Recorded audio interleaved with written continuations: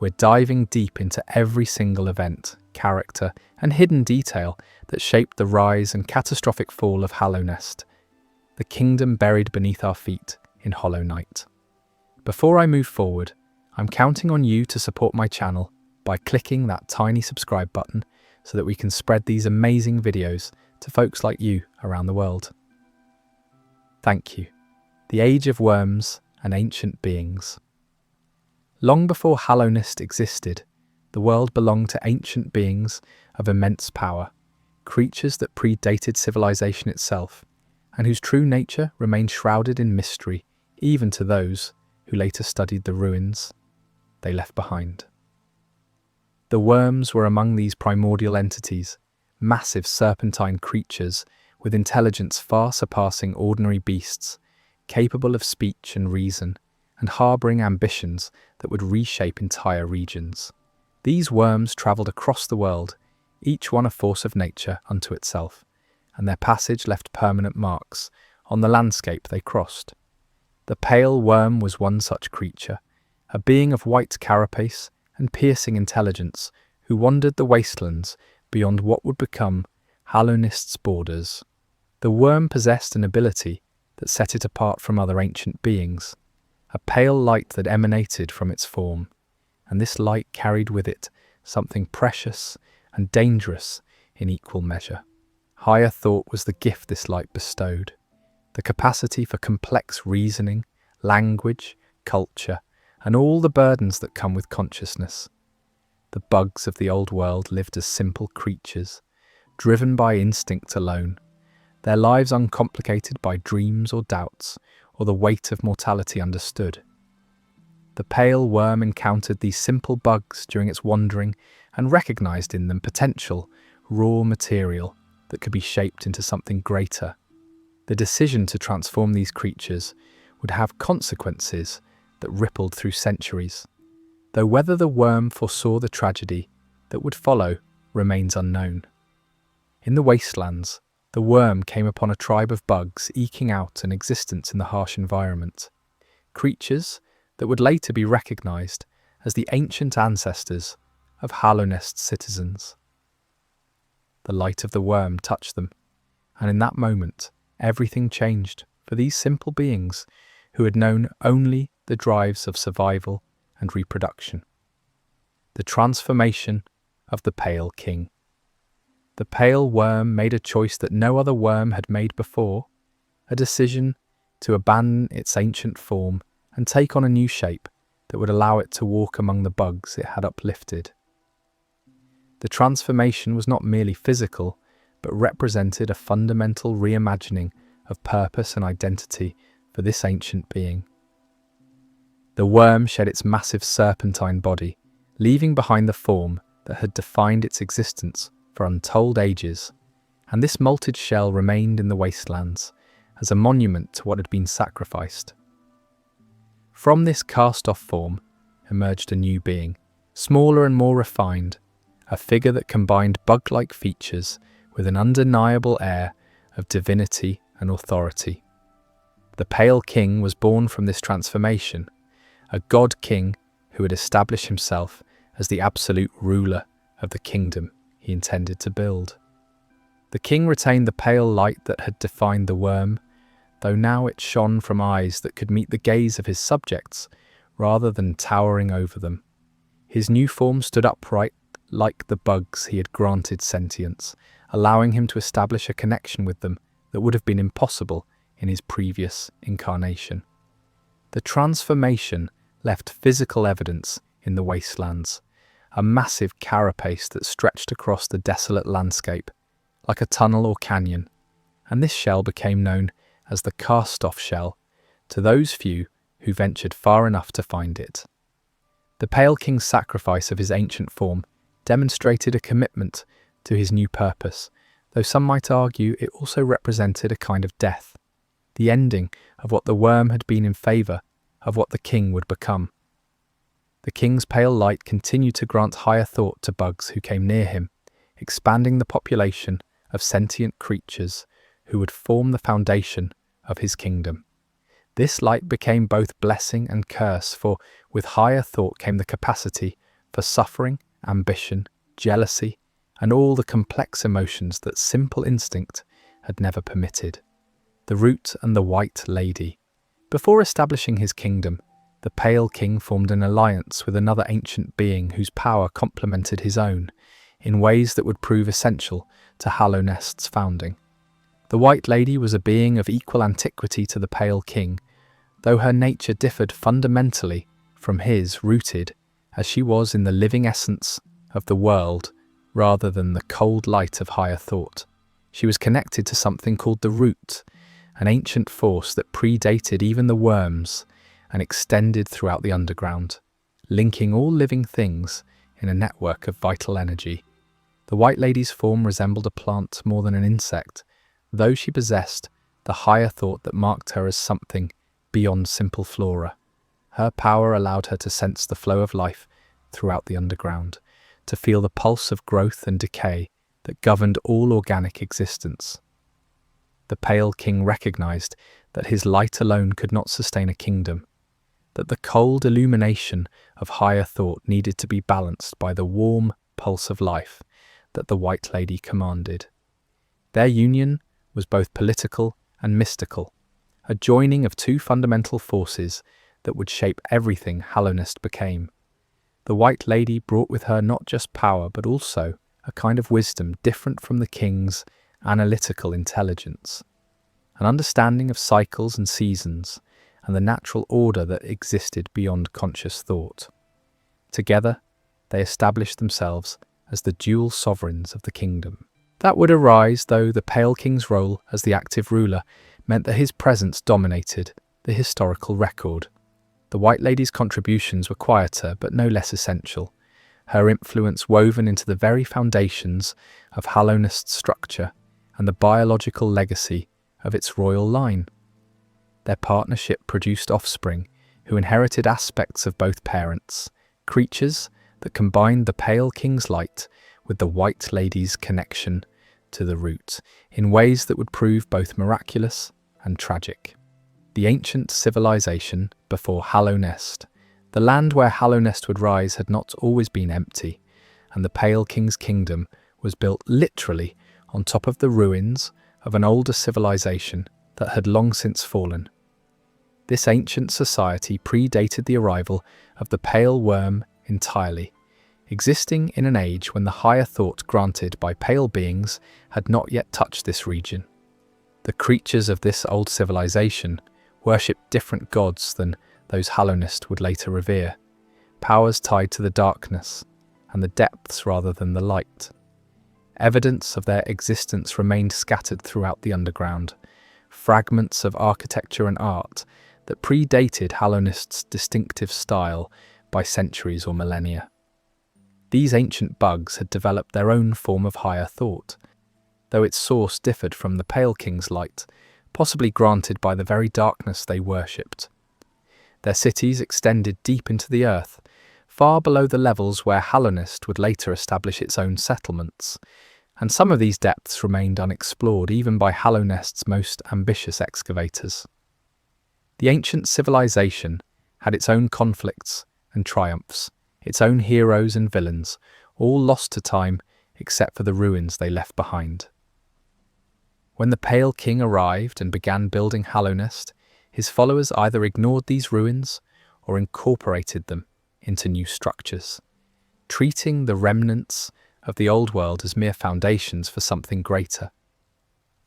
The ancient bugs' worship of darkness put them fundamentally at odds with the Pale King's philosophy of light and higher thought, creating a tension that would echo through Hallownest's history.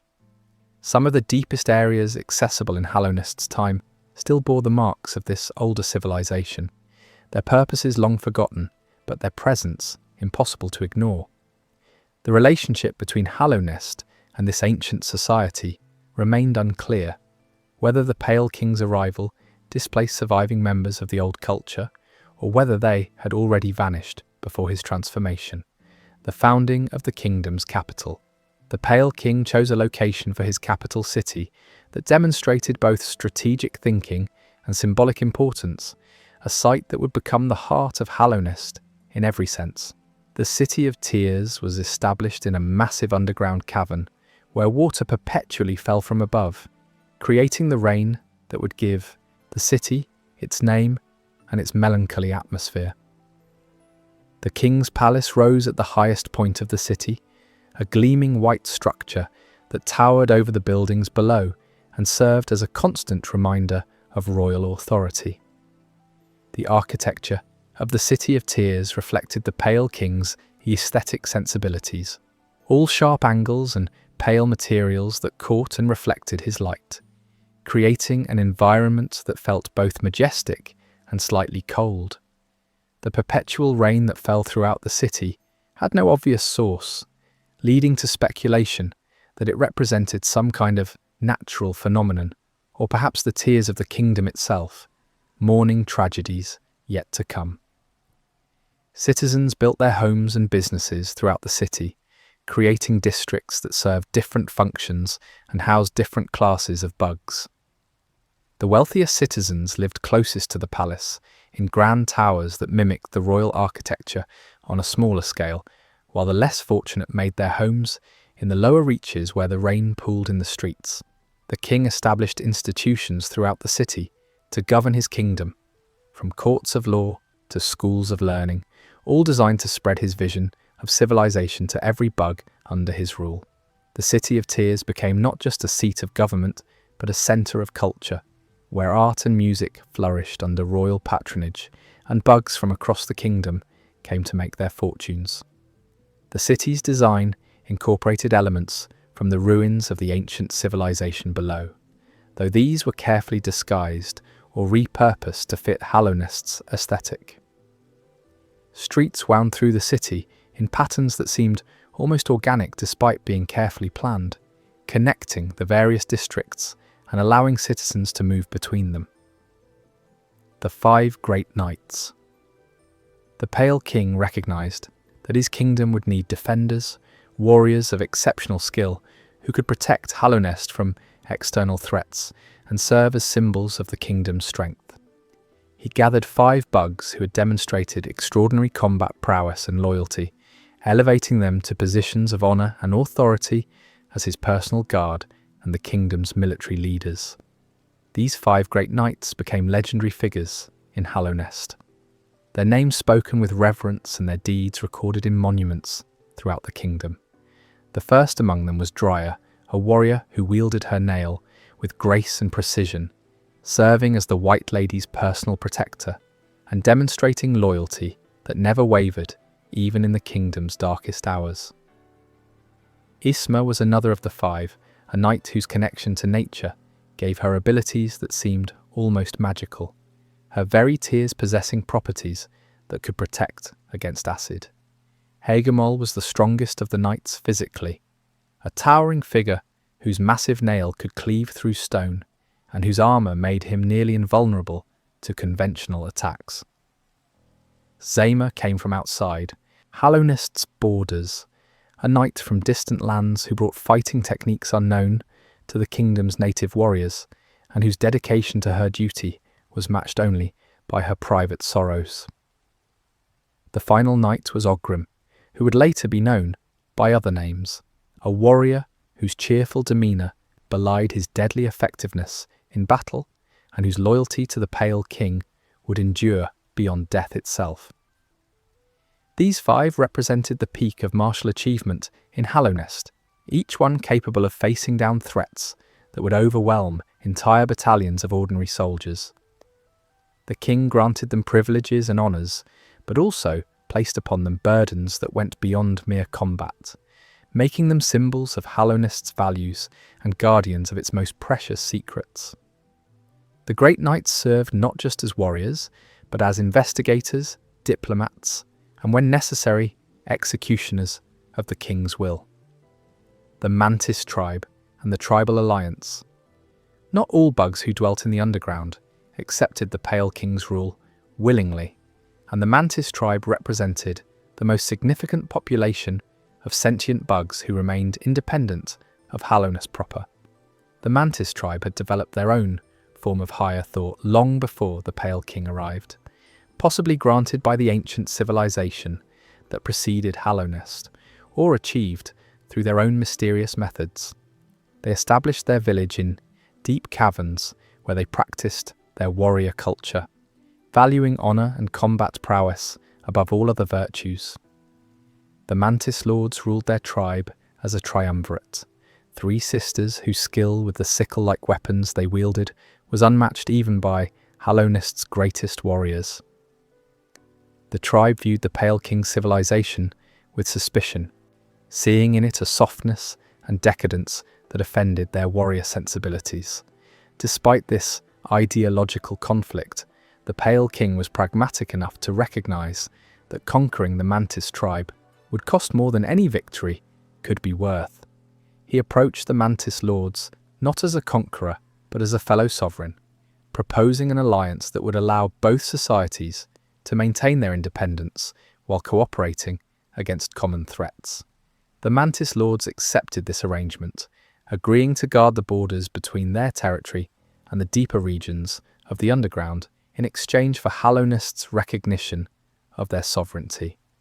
This alliance held firm for generations, built on mutual respect between warriors, even as the 2 cultures remained fundamentally different in their values and practices. The Mantis tribe maintained their traditional ways, refusing to adopt Hallownest's customs or architecture, and their village remained distinctly separate from the kingdom's settlements. Young mantises trained from birth in combat, learning the intricate patterns of movement that made their fighting style so deadly, and absorbing the code of honor that governed all aspects of Mantis society. The tribe's warriors could be seen occasionally in Hallownest's territories, distinctive in their appearance and bearing, respected by kingdom bugs, even as they remained outsiders. The Howling Cliffs and the Wind God. At the far western edge of the kingdom's territory lay the Howling Cliffs, a region where wind screamed through stone passages, and the ancient ruins of civilization, older even than Hallownest's predecessor, dotted the landscape. This area had once been home to a culture that worshipped a being they called a god, though whether this entity possessed true divine power remained a matter of debate. The structures in the Howling Cliffs predated even the ancient civilization upon whose ruins Hallownest was built, making them among the oldest constructed things in the entire underground. These ruins suggested a society that had achieved considerable sophistication, with architecture that demonstrated both aesthetic ambition and engineering skill. The god they had worshipped appeared to be connected to the winds that perpetually rushed through the area, giving the cliffs their name and their haunting acoustic properties. By the time Hallownest expanded to encompass the Howling Cliffs, this god had long since died or departed, leaving behind only empty shrines and the whispers of wind through stone. The Pale King's subjects who ventured to the cliffs found them largely uninhabited, though strange creatures adapted to the harsh winds made their homes among the ruins. Some bugs chose to settle in the Howling Cliffs, despite the challenging environment, building structures that clung to cliff faces and learning to navigate the treacherous paths that wound through the area. The region became a frontier of sorts, home to those who sought isolation or who had been exiled from more civilized areas. Myla was one such bug who came to the cliffs seeking the minerals that could be extracted from the stone, though her story would eventually take a darker turn. The Howling Cliffs represented the western boundary of Hallownest's influence, beyond which lay the wastelands, where the pale Wyrm had originally wandered. The Moskin and Un's domain, deep in the eastern reaches of the kingdom, lay Greenpath, a region where life flourished with almost aggressive abundance, and where the influence of yet another ancient god held sway. This god was Un, a being whose nature was fundamentally different from the Pale King, connected as she was to growth, dreams, and the most primitive forms of consciousness. Un took the form of a massive slug-like creature who dwelt in the deepest part of Greenpath, surrounded by her most devoted followers and protected by the dense vegetation that filled her domain. The bugs who worshipped Un were called Moskin, creatures who had been granted a form of higher thought by their goddess, but whose minds worked differently from those touched by the Pale King's light. Moskin thought in dreams and feelings rather than the clear, analytical patterns that characterized Hallownest's citizens, and their society reflected this difference in cognitive style. They built no great cities and developed no complex laws, instead living in harmony with the moss and plants that covered every surface in green path. The Moskin viewed outsiders with hostility, attacking any non-Moskin who ventured too deep into their territory without Un's blessing. Un herself rarely intervened directly in the affairs of her followers, content to dream in her pool while her presence saturated the entire region. The Pale King recognized Un as another ancient being like himself, though one who had chosen a very different path in how she related to her subjects. Greenpath technically fell within Hallownest's borders, but the king's control over the region was nominal at best, and he seemed content to let Un maintain her influence there.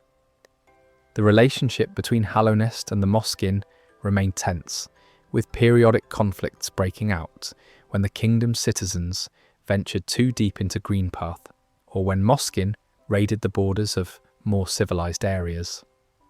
Some scholars in Hallownest studied Un and her followers, attempting to understand the alternative form of higher thought she represented. The Crystal Peak and the mining operations. Rising above the kingdom proper was Crystal Peak, a mountain of stone shot through with luminescent crystals that had become one of Hallownest's most valuable resources.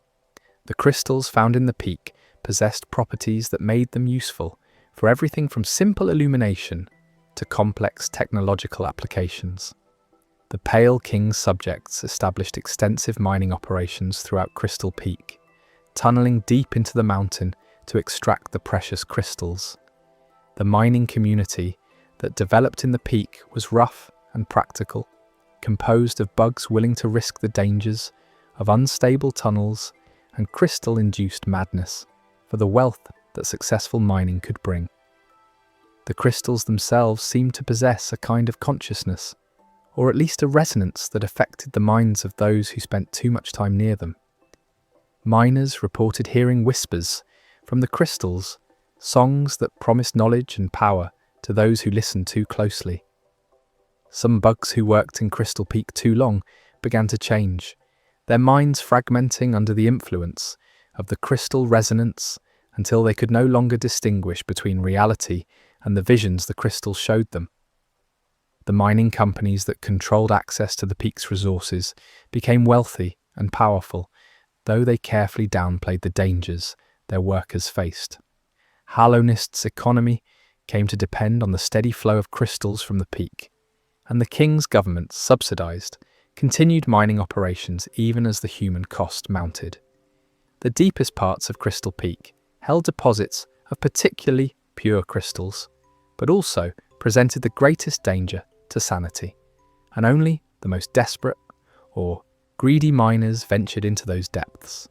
A village of sorts developed partway up the peak, providing housing and services for the mining community. The architecture there differed from the refined style of the City of Tears, being purely functional structures designed to be rebuilt quickly when tremors or cave-ins destroyed them. The Soul Sanctum and the study of soul. Among the Pale King's subjects, some sought to understand the fundamental forces that animated living beings, and their research led them to discover what they called soul. Soul was the vital essence that existed within every living bug, the energy that separated the animate from the inanimate. The Soul Master was a scholar who became obsessed with soul and its potential applications, believing that mastering this force could grant powers approaching those of the Pale King himself. He established the Soul Sanctum in a building high in the City of Tears, gathering other scholars who shared his fascination and beginning experiments that would eventually consume him entirely. The initial research seemed benign enough, focused on understanding how soul moved through the body and what role it played in consciousness and higher thought. The Soul Master and his followers discovered that soul could be extracted from living beings and stored, concentrated, or transferred between vessels. They learned that accumulated soul could be used to perform feats that seemed magical, from healing wounds to unleashing devastating attacks. The Soul Master's ambitions grew as his understanding deepened, and he began to see soul not just as a subject of study but as a tool for transcendence. He believed that with enough soul, he could transform himself into something beyond mortal limitations, perhaps even achieving a state comparable to the gods who ruled the ancient world. The experiments in the Soul Sanctum grew more extreme, requiring larger quantities of soul than could be ethically obtained. The Soul Master began using living bugs as unwilling donors, draining them of their vital essence to fuel his research. The screams from the Soul Sanctum became audible to nearby residents, but the Soul Master's prestige and the king's preoccupation with other matters meant that no one intervened. The scholars in the sanctum divided into two groups: those who embraced their master's ruthless methods and those who grew increasingly horrified by what they were being asked to do. The Deepnest and its inhabitants. Far below the established regions of Hallownest lay Deepnest, a sprawling network of tunnels that descended into darkness and horror beyond what most kingdom citizens could imagine. Deepnest was home to a civilization of spiders and other predatory bugs who had never accepted the Pale King's rule, and who viewed surface dwellers as prey rather than neighbours.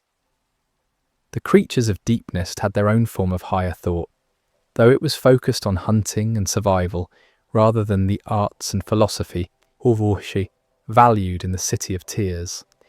Hera the Beast was the ruler of Deepnest, a spider of immense size and intelligence who commanded the respect and fear of all who dwelt in the darkness.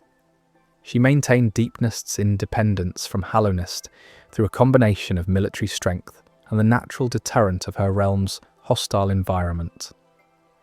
The tunnels of Deepnest were deliberately designed to confuse and trap intruders, winding through the darkness in patterns that made navigation nearly impossible for those unfamiliar with the territory. Webs stretched across passages, some merely obstacles, but others sophisticated traps that could immobilize even heavily armoured bugs. The spiders of Deepnest worked together with frightening efficiency, communicating through methods that surface dwellers never fully understood and coordinating their hunts with precision. Hera tolerated no challenges to her authority, and those who displeased her tended to disappear into the depths, never to be seen again. Despite Deepnest's isolation and hostility, the Pale King sought to establish some kind of relationship with Hera, recognizing that a conflict with Deepnest would be costly beyond calculation. Hera viewed the Pale King with a mixture of respect for his power and contempt for what she saw as the weakness of his civilized subjects. The creatures of Deepnest included more than just spiders, with various subspecies of arachnids and other predators, all adapted to life in absolute darkness. The fungal wastes and the mushroom tribe. Beneath the City of Tears and adjacent to the kingdom's core territories lay the fungal wastes, a region where massive mushrooms grew to the size of buildings and released spores that could infect and transform living tissue. The mushroom tribe that inhabited this region represented another population of bugs who predated the Pale King's arrival and who maintained a distinctive culture.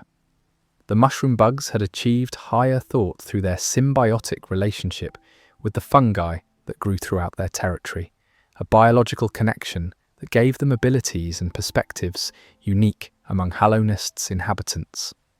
The Shroom Kingdom, as they sometimes called their domain, operated according to principles that seemed alien to surface dwellers, with communal decision-making replacing individual authority and with little distinction between the fungal growth and the bugs themselves. The mushroom bugs could communicate with their fungi, directing growth patterns and receiving nutrients directly from the organisms they tended. Spores drifted constantly through the air in the fungal wastes, and bugs who breathed too much of this atmosphere sometimes found fungal growths appearing on their own carapaces.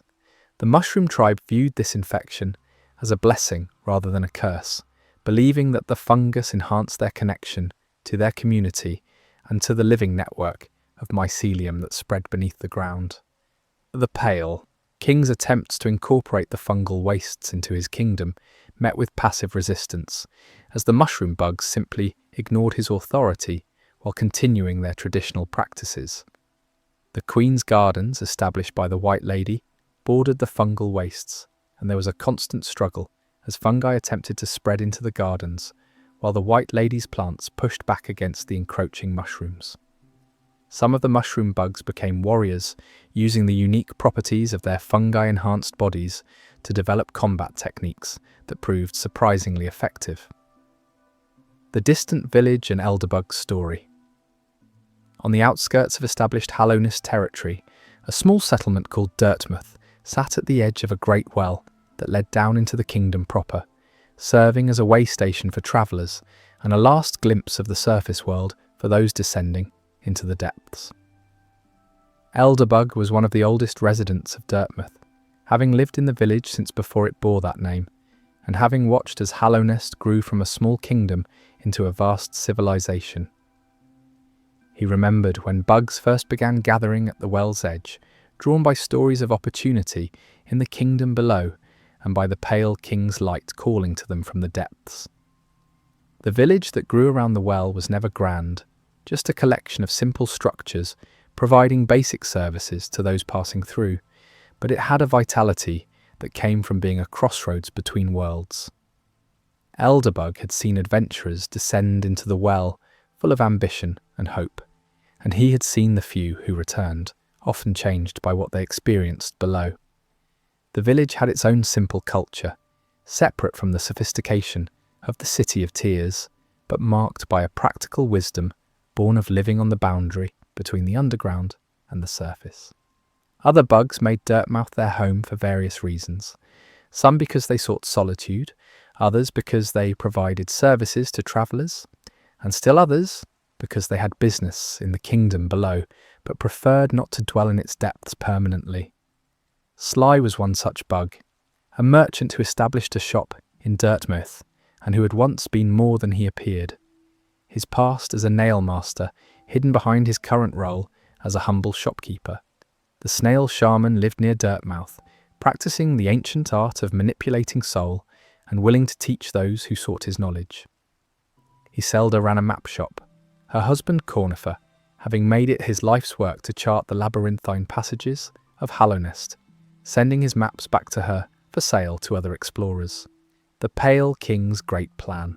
As Hallownest flourished and expanded, a threat began to manifest that would test the kingdom's strength and the Pale King's wisdom in ways nothing had before.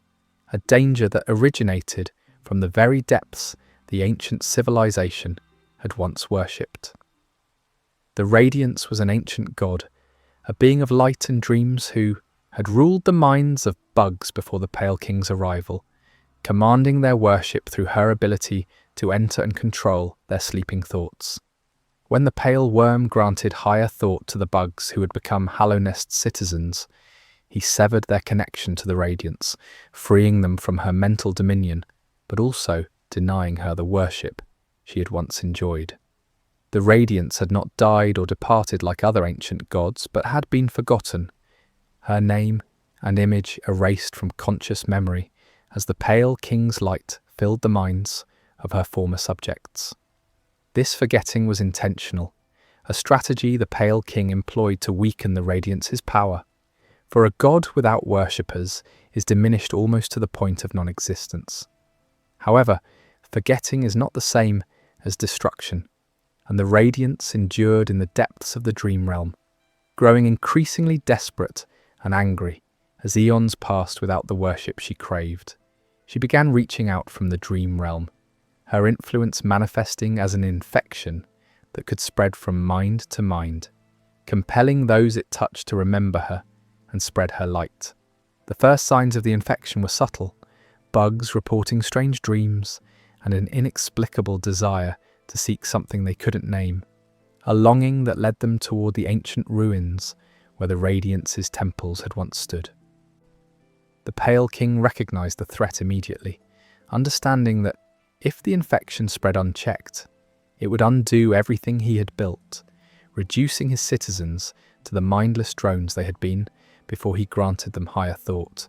He consulted with the White Lady and with his most trusted advisors, seeking any method that might stop or contain the spreading infection.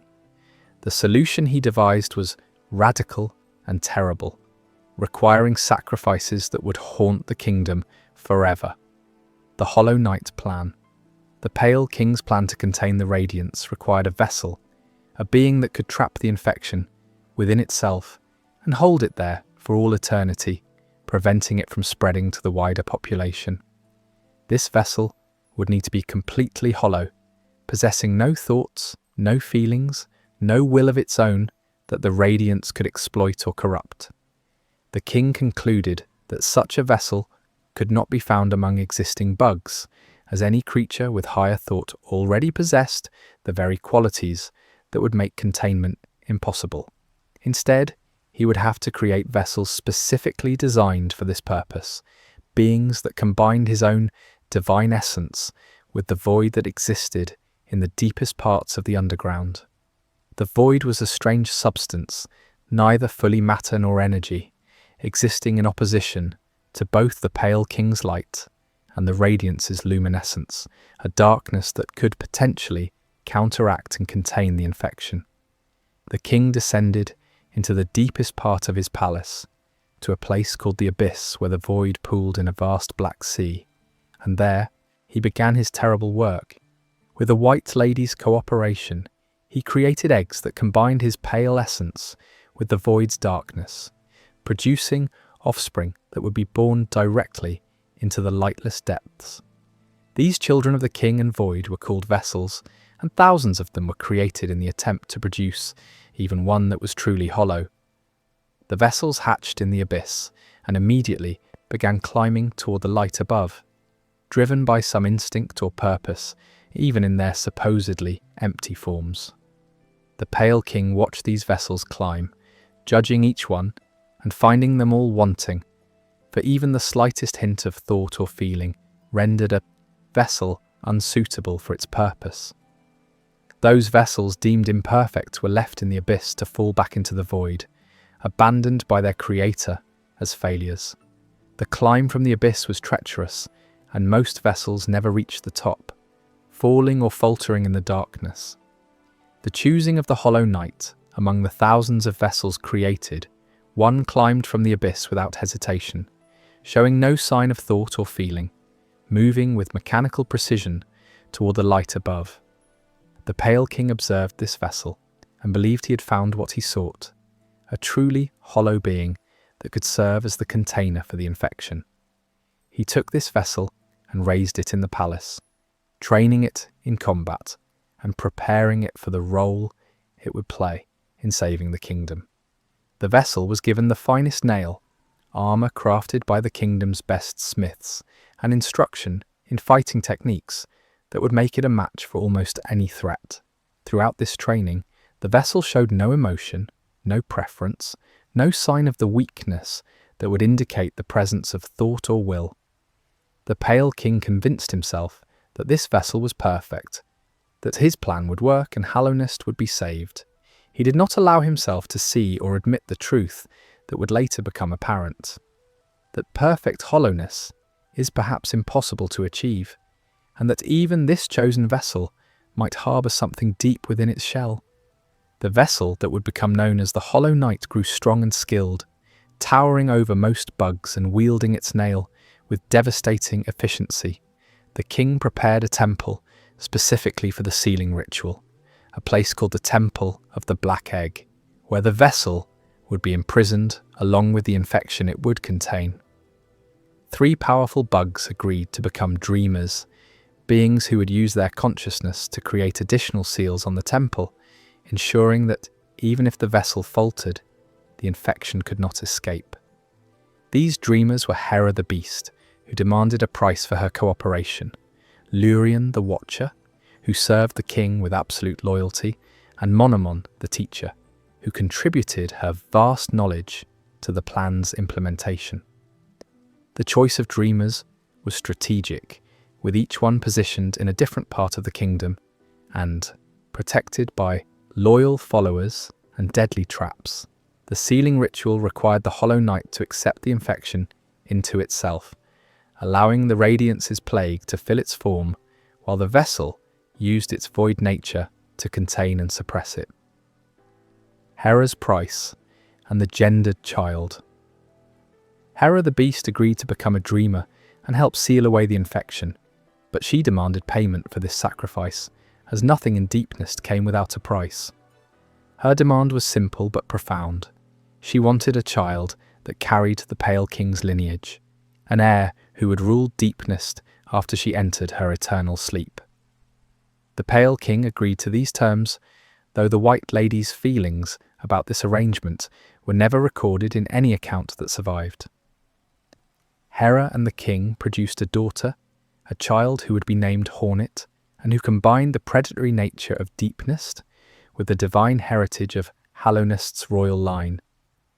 Hornet was raised primarily by Hera in Deepnest, learning the ways of hunters and predators, while also being taught that she carried the blood of gods and the responsibility that came with such heritage. She was trained in combat from a young age, wielding a needle rather than a nail, and developing a fighting style that emphasized speed and precision over raw power.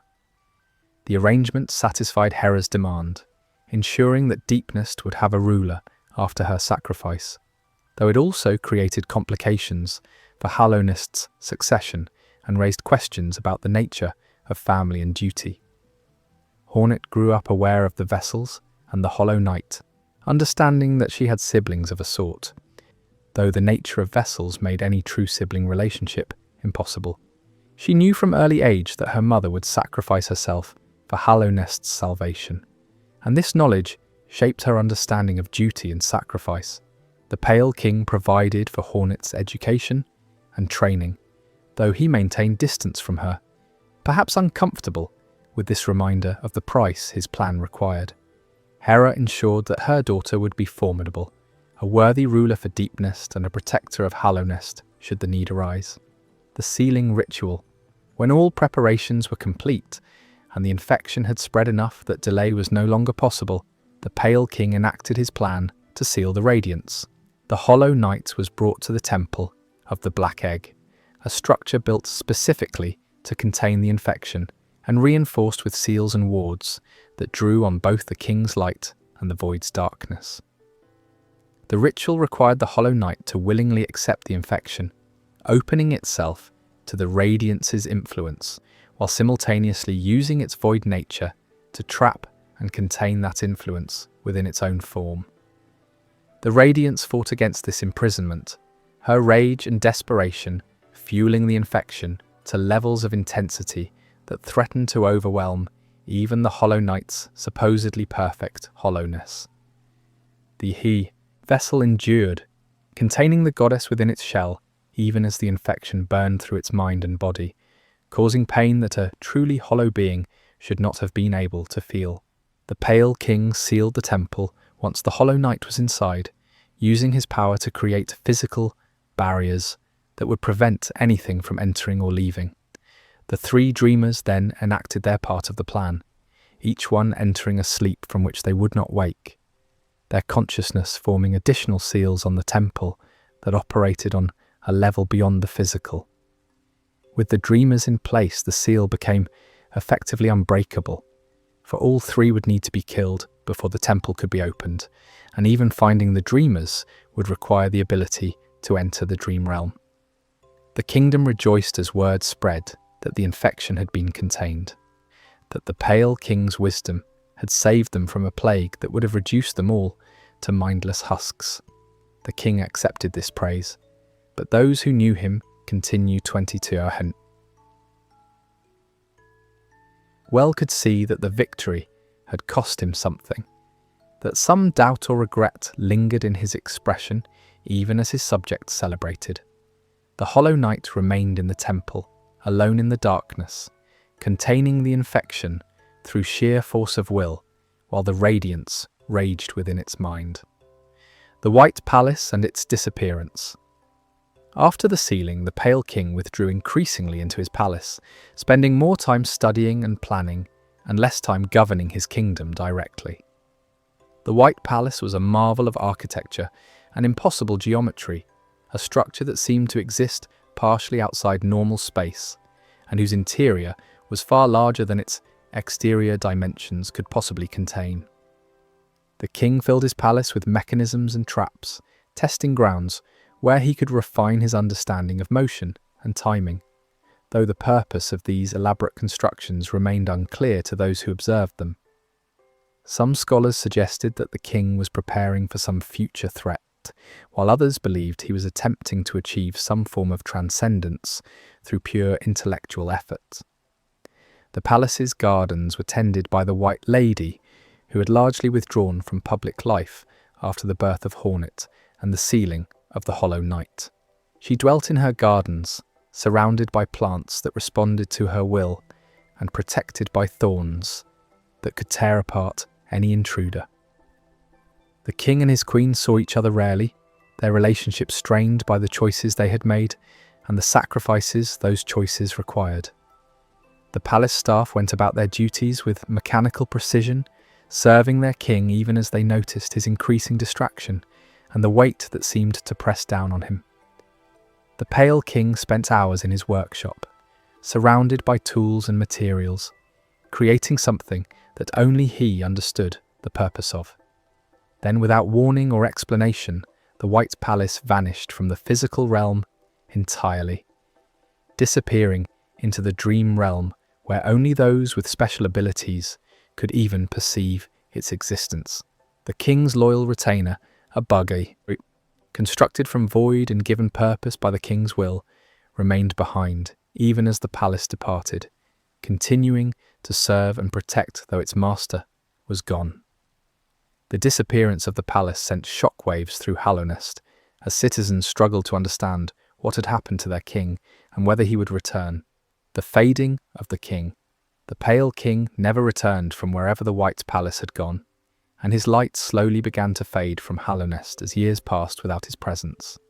Without the king's active governance, the kingdom's institutions continued to function through momentum and established procedure, but there was no central authority to make crucial decisions or adapt to changing circumstances.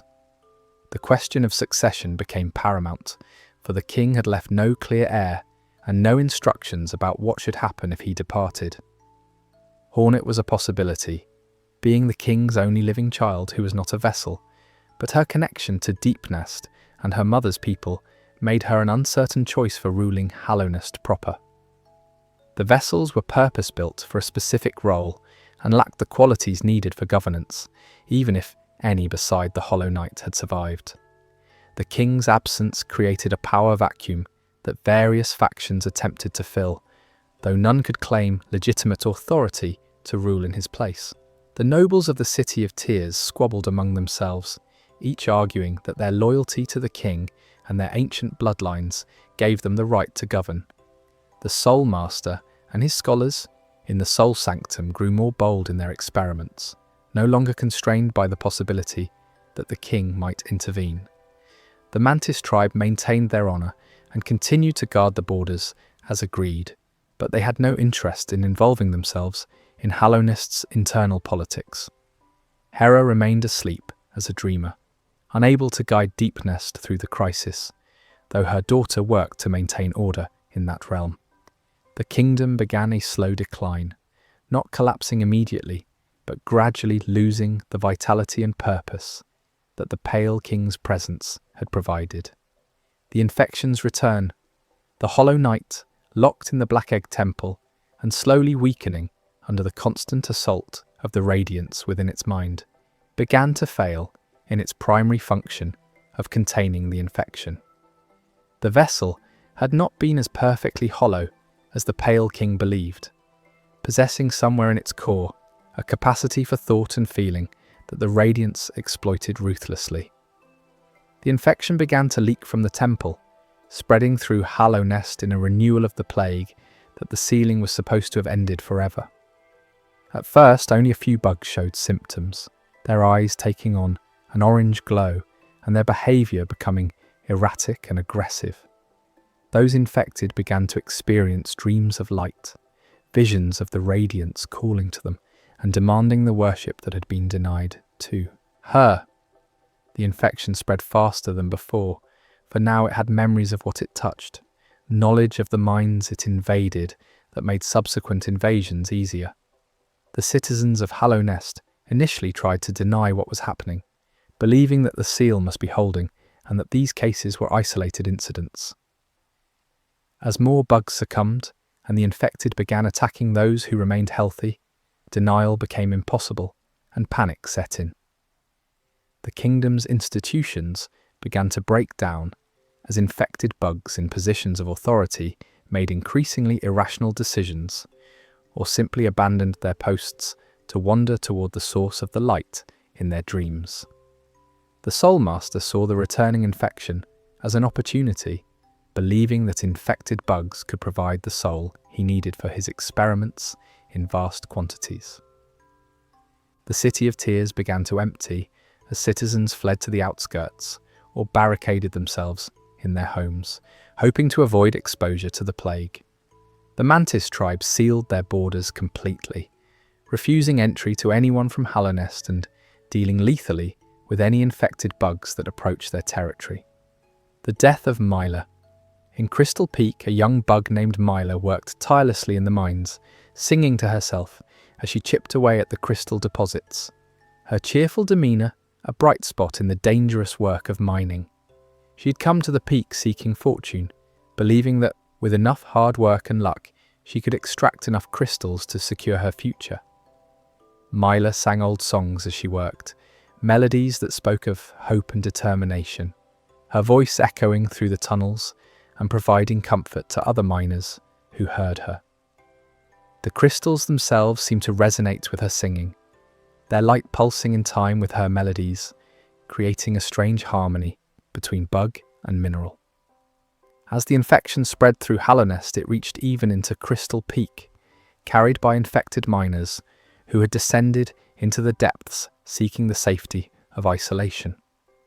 Myla continued her work, unaware of the danger spreading through the tunnels around her, focused on her goal and the crystals she was so close to reaching. The infection found her in those depths, seeping into her mind while she sang, corrupting her thoughts and replacing her dreams with visions of orange light. Her song changed, becoming a monotonous repetition of a single phrase about digging and mining, all joy and personality stripped from her voice. She continued to swing her pickaxe, but now without purpose or awareness, simply repeating the motion endlessly because the infection drove her to continue working. Other bugs who knew Myla and returned to check on her found only this shell, still mining but no longer truly present, her mind lost to the Radiance's light. The tragedy of Myla represented thousands of similar stories throughout Hallownest, individual lives and dreams erased by the infection's spread. The fate of Drya and the White Lady's retreat. Drya, the Great Knight, assigned to protect the White Lady, maintained her vigil at the Queen's Gardens, even as Hallownest crumbled around her. She had sworn an oath to defend the White Lady, and that oath meant more to her than her own survival or the fate of the kingdom itself. The Queen's Gardens had become increasingly overgrown and wild as the White Lady's grief and guilt over the vessels and the Hollow Knight consumed her, the plants responding to their mistress's emotional state by growing ever more densely. Drya patrolled the borders of the gardens, her nail ready to strike down any threat that approached, finding purpose in her duty even as she watched the kingdom she had sworn to protect tear itself apart. The White Lady had retreated deep into the gardens, surrounding herself with binding roots that restricted her movement, a self-imposed prison that represented both her guilt over the role she played in creating the vessels and her determination not to create any more cursed children. She remained there, alone with her thoughts and her plants, occasionally speaking with those few bugs who managed to reach her, but never leaving her sanctuary.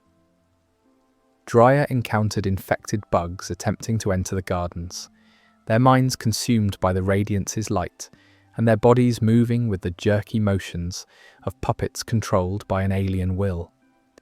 She cut them down without hesitation, her skill and dedication ensuring that none breached the garden's defences. Eventually, an infected bug or group of bugs proved too much, even for a great knight, overwhelming Drea through numbers or catching her in a moment of weakness. She fell in the gardens she had protected, her nail clattering from her hand as the infection, or physical wounds, claimed her life. The White Lady sensed her guardian's death, feeling through her connection to the garden's plants, the moment when Drea's life ended, and she mourned privately in her bindings. One more loss added to an already unbearable weight: Hegemol's disappearance and the maggot Hegemol, the strongest of the 5 great knights, and a warrior whose armour alone weighed more than several ordinary bugs, vanished under mysterious circumstances as the infection spread through Hallownest. His armour, the symbol of his status and a practical necessity given his combat style, was found abandoned in a remote corner of the kingdom, but Hegemol himself was nowhere to be seen. The armour bore no signs of the damage that would be expected if its wearer had fallen in battle, suggesting that Hegemol had removed it willingly or been removed from it through some method that left the armour intact.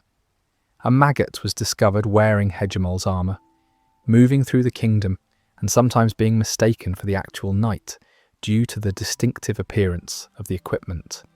This maggot, whether through his own ambition or some strange twist of fate, had claimed Hegemol's identity and armour, though he possessed none of the skill or noble purpose that had characterised the original knight. The maggot's true motives and how he came to possess the armour remained unclear, with speculation ranging from theft to a darker possibility that he had somehow been responsible for Hegemol's disappearance. Some citizens believed Hegemol must be dead, for a knight of his dedication would never willingly surrender his armour or allow an impostor to wear it. Others held hope that the real Hegemol lived somewhere beyond Hallownest's borders, perhaps having left the kingdom for reasons of his own. The maggot in Hegemol's armour became a symbol of the kingdom's decay, a false knight wearing the trappings of greatness while possessing none of its substance. Zama's loss and the Grey Mourner. Zama, the knight who had come from distant lands beyond Hallownest and earned her place among the 5 great knights through skill and dedication, had always carried a private sorrow. She had loved deeply and lost that love, and the pain of that loss shaped everything she became afterward. The object of her affection had been a bug whose identity was carefully hidden from the historical record, though some fragments suggest it was someone deemed inappropriate by Hallownest's social standards. When her lover died, Zama had her buried with honour, though in secret, at a gravesite hidden in the resting grounds. Zama retired from active service as a knight and became known as the Grey Mourner, spending her days in isolation in a cottage at the edge of Hallownest, unable to visit her lover's grave due to the infection and the dangerous creatures that now filled the paths between her home and the resting grounds. She requested that travellers bring flowers to the grave on her behalf, delicate blooms that had to be carried without damage through treacherous territory, the journey itself a metaphor for the care and difficulty of preserving love in a harsh world.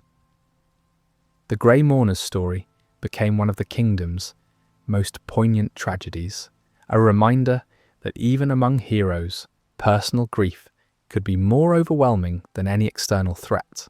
She waited in her cottage, hoping that someone would successfully deliver flowers to her lover's grave and prove that beauty and dedication could still exist in Hallownest despite everything the infection had destroyed. The grave she wished to honour lay beneath the ground in the resting grounds, marked by a memorial that bore no name, but was carved with careful attention that spoke of deep affection. Isma's grove and the tears Isma, another of the 5 great knights, and the one whose connection to nature gave her abilities that seemed almost magical, established a grove deep underground where plants grew despite the absence of sunlight. Her tears possessed properties that could protect against acid, and she used this gift to create a safe haven in a region that would otherwise be lethal to most bugs. Isma had loved Ogrim, her fellow knight, and their relationship represented one of the few bright spots in the grim history of Hallownest's final years. When the infection began to spread and the kingdom started its final decline, Isma remained at her post, tending her grove and providing sanctuary for those who sought it.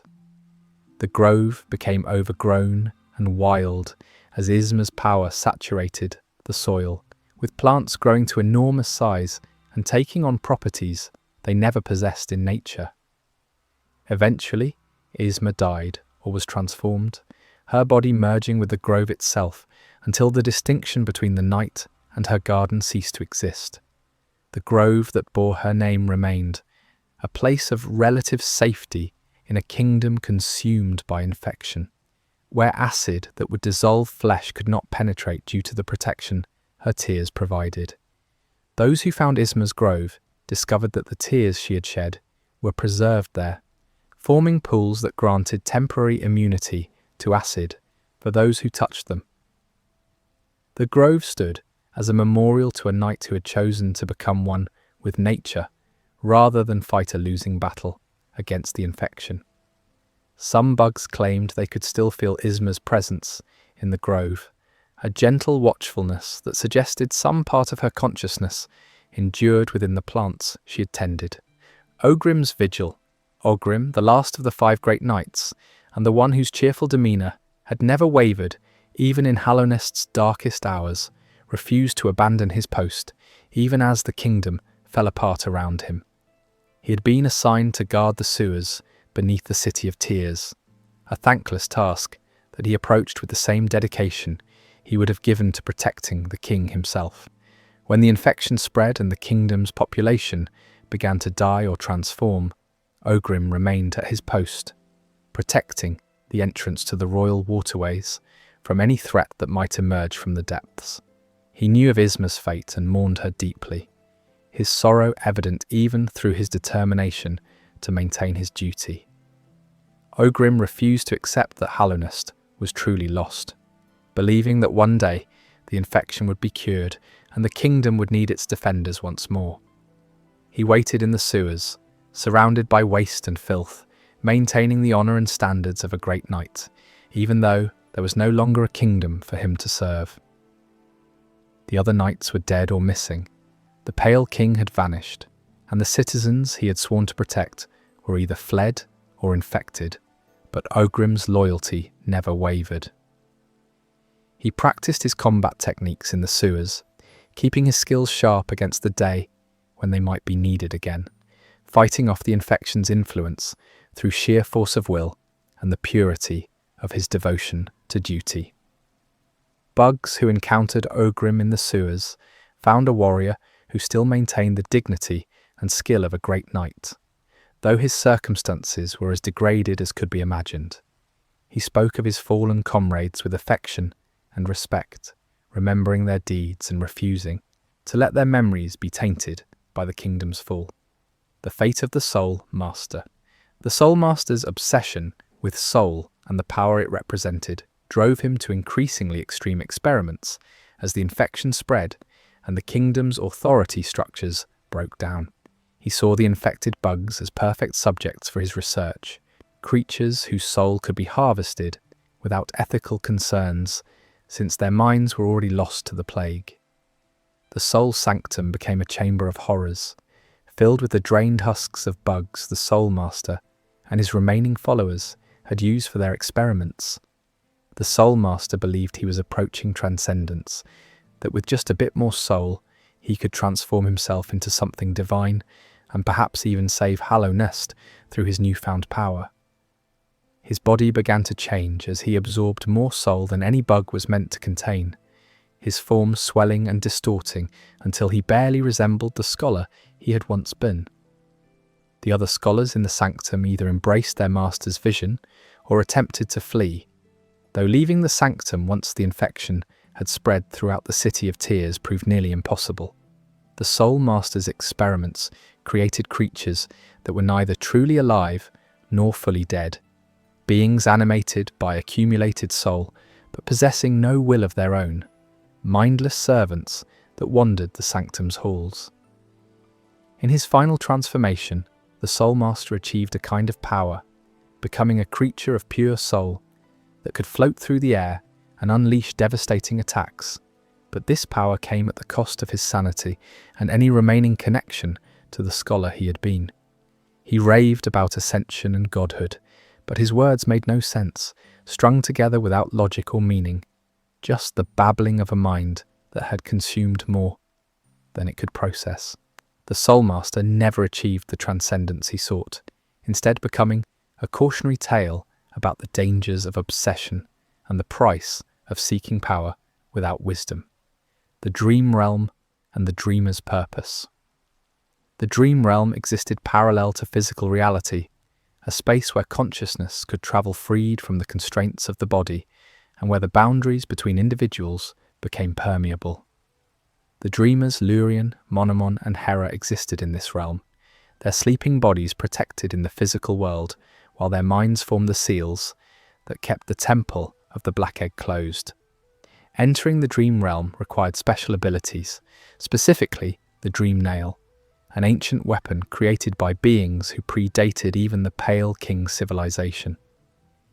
The Dream Nail could cut through the barrier between waking and sleeping, allowing its wielder to enter the dreams of others and access the memories and knowledge stored in the unconscious mind.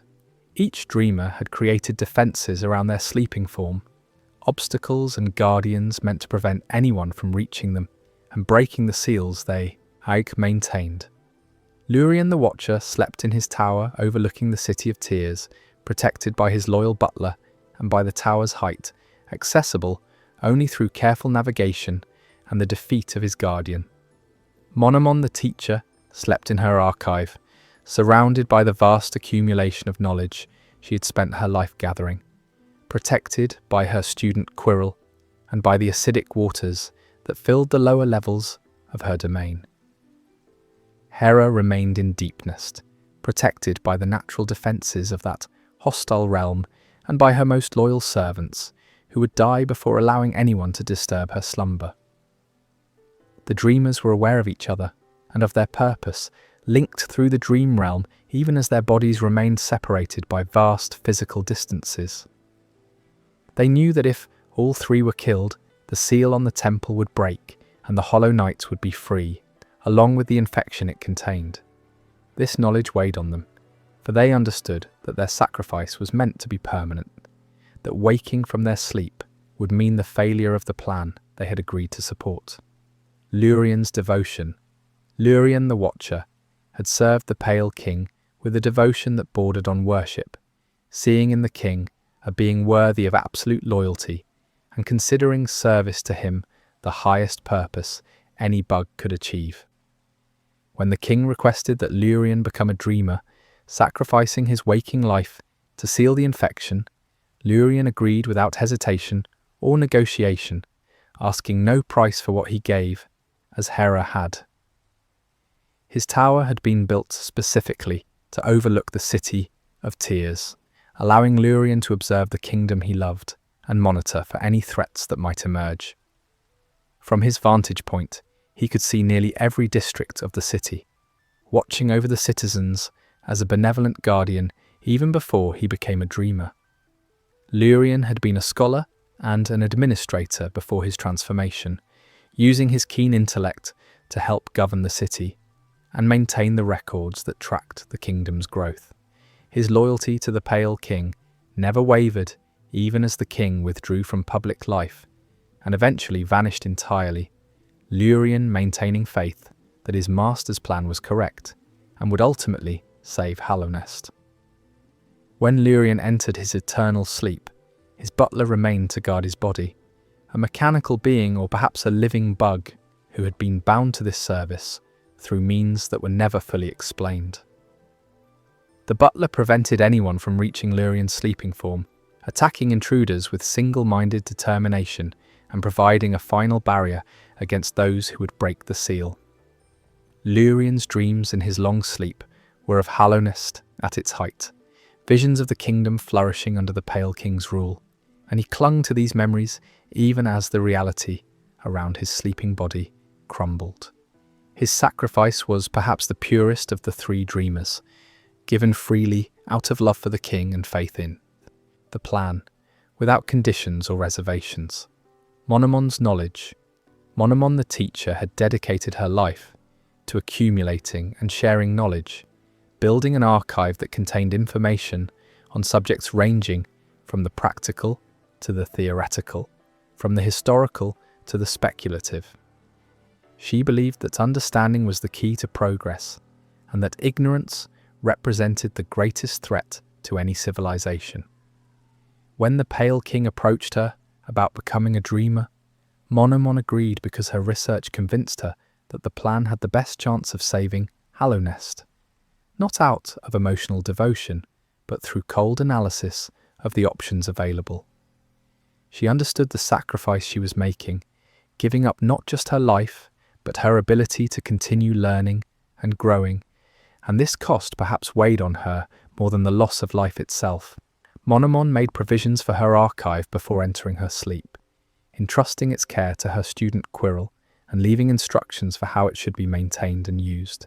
She created a seal on her own sleeping body that required a specific key to unlock, giving this key to Quirrell and instructing him to keep it safe, ensuring that the seal could not be broken casually or by accident.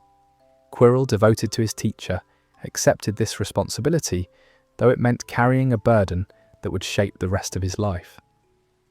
Monomon's dreams during her long sleep were different from Lurian's nostalgic visions, instead being filled with questions and theories, her mind continuing to work even in sleep, though without the ability to test or verify any of her ideas.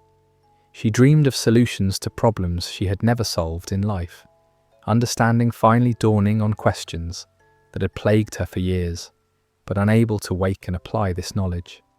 The tragedy of Monomon was perhaps that she achieved the understanding she sought only when she could no longer use it. Wisdom gained too late to matter. The Seer and the Moth tribe. Deep in the resting grounds lived the Seer, an ancient bug who was one of the last surviving members of the Moth tribe, a people who had once worshipped the Radiance before the Pale King's arrival. The Moth tribe had been the Radiance's most devoted followers, building temples to her light and receiving visions and prophecies through their dreams.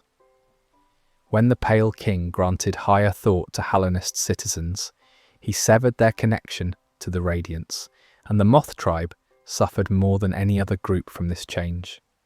Their entire culture and identity had been built around worship of the Radiance, and suddenly that worship was forbidden, the very memory of their goddess erased from conscious thought. Most of the Moth tribe died out or were absorbed into Hallownest's population, forgetting their heritage and the goddess they once served.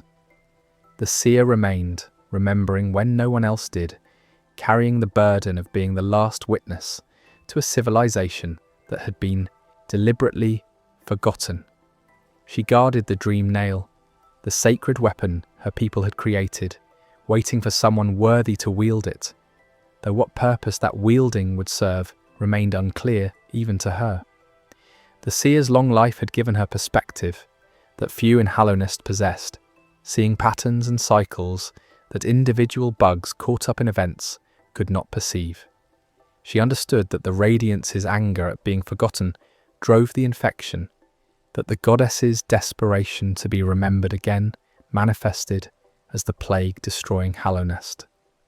The Seer watched as history repeated itself, as the civilization that had displaced her people now fell to the same forces they had once helped contain.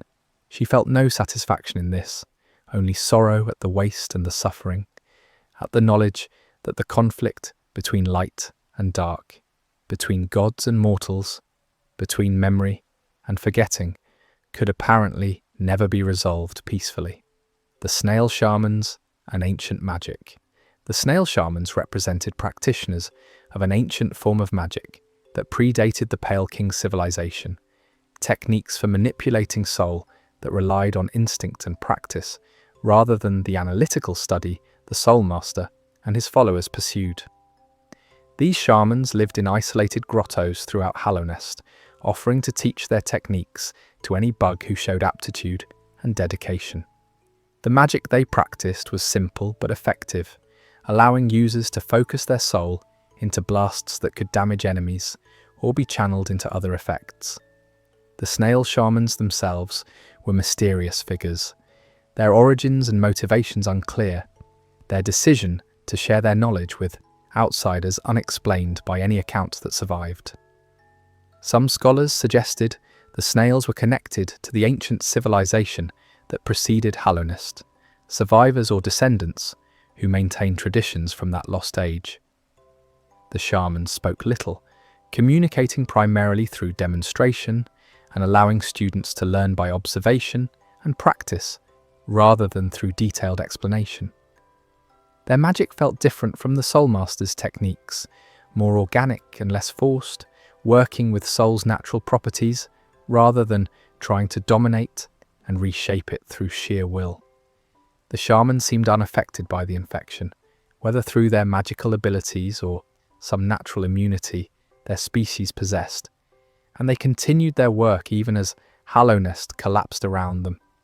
They offered their teaching to anyone who approached them properly, making no distinction between Hallownest citizens and outsiders, between nobles and commoners, judging students solely on their dedication to mastering the techniques.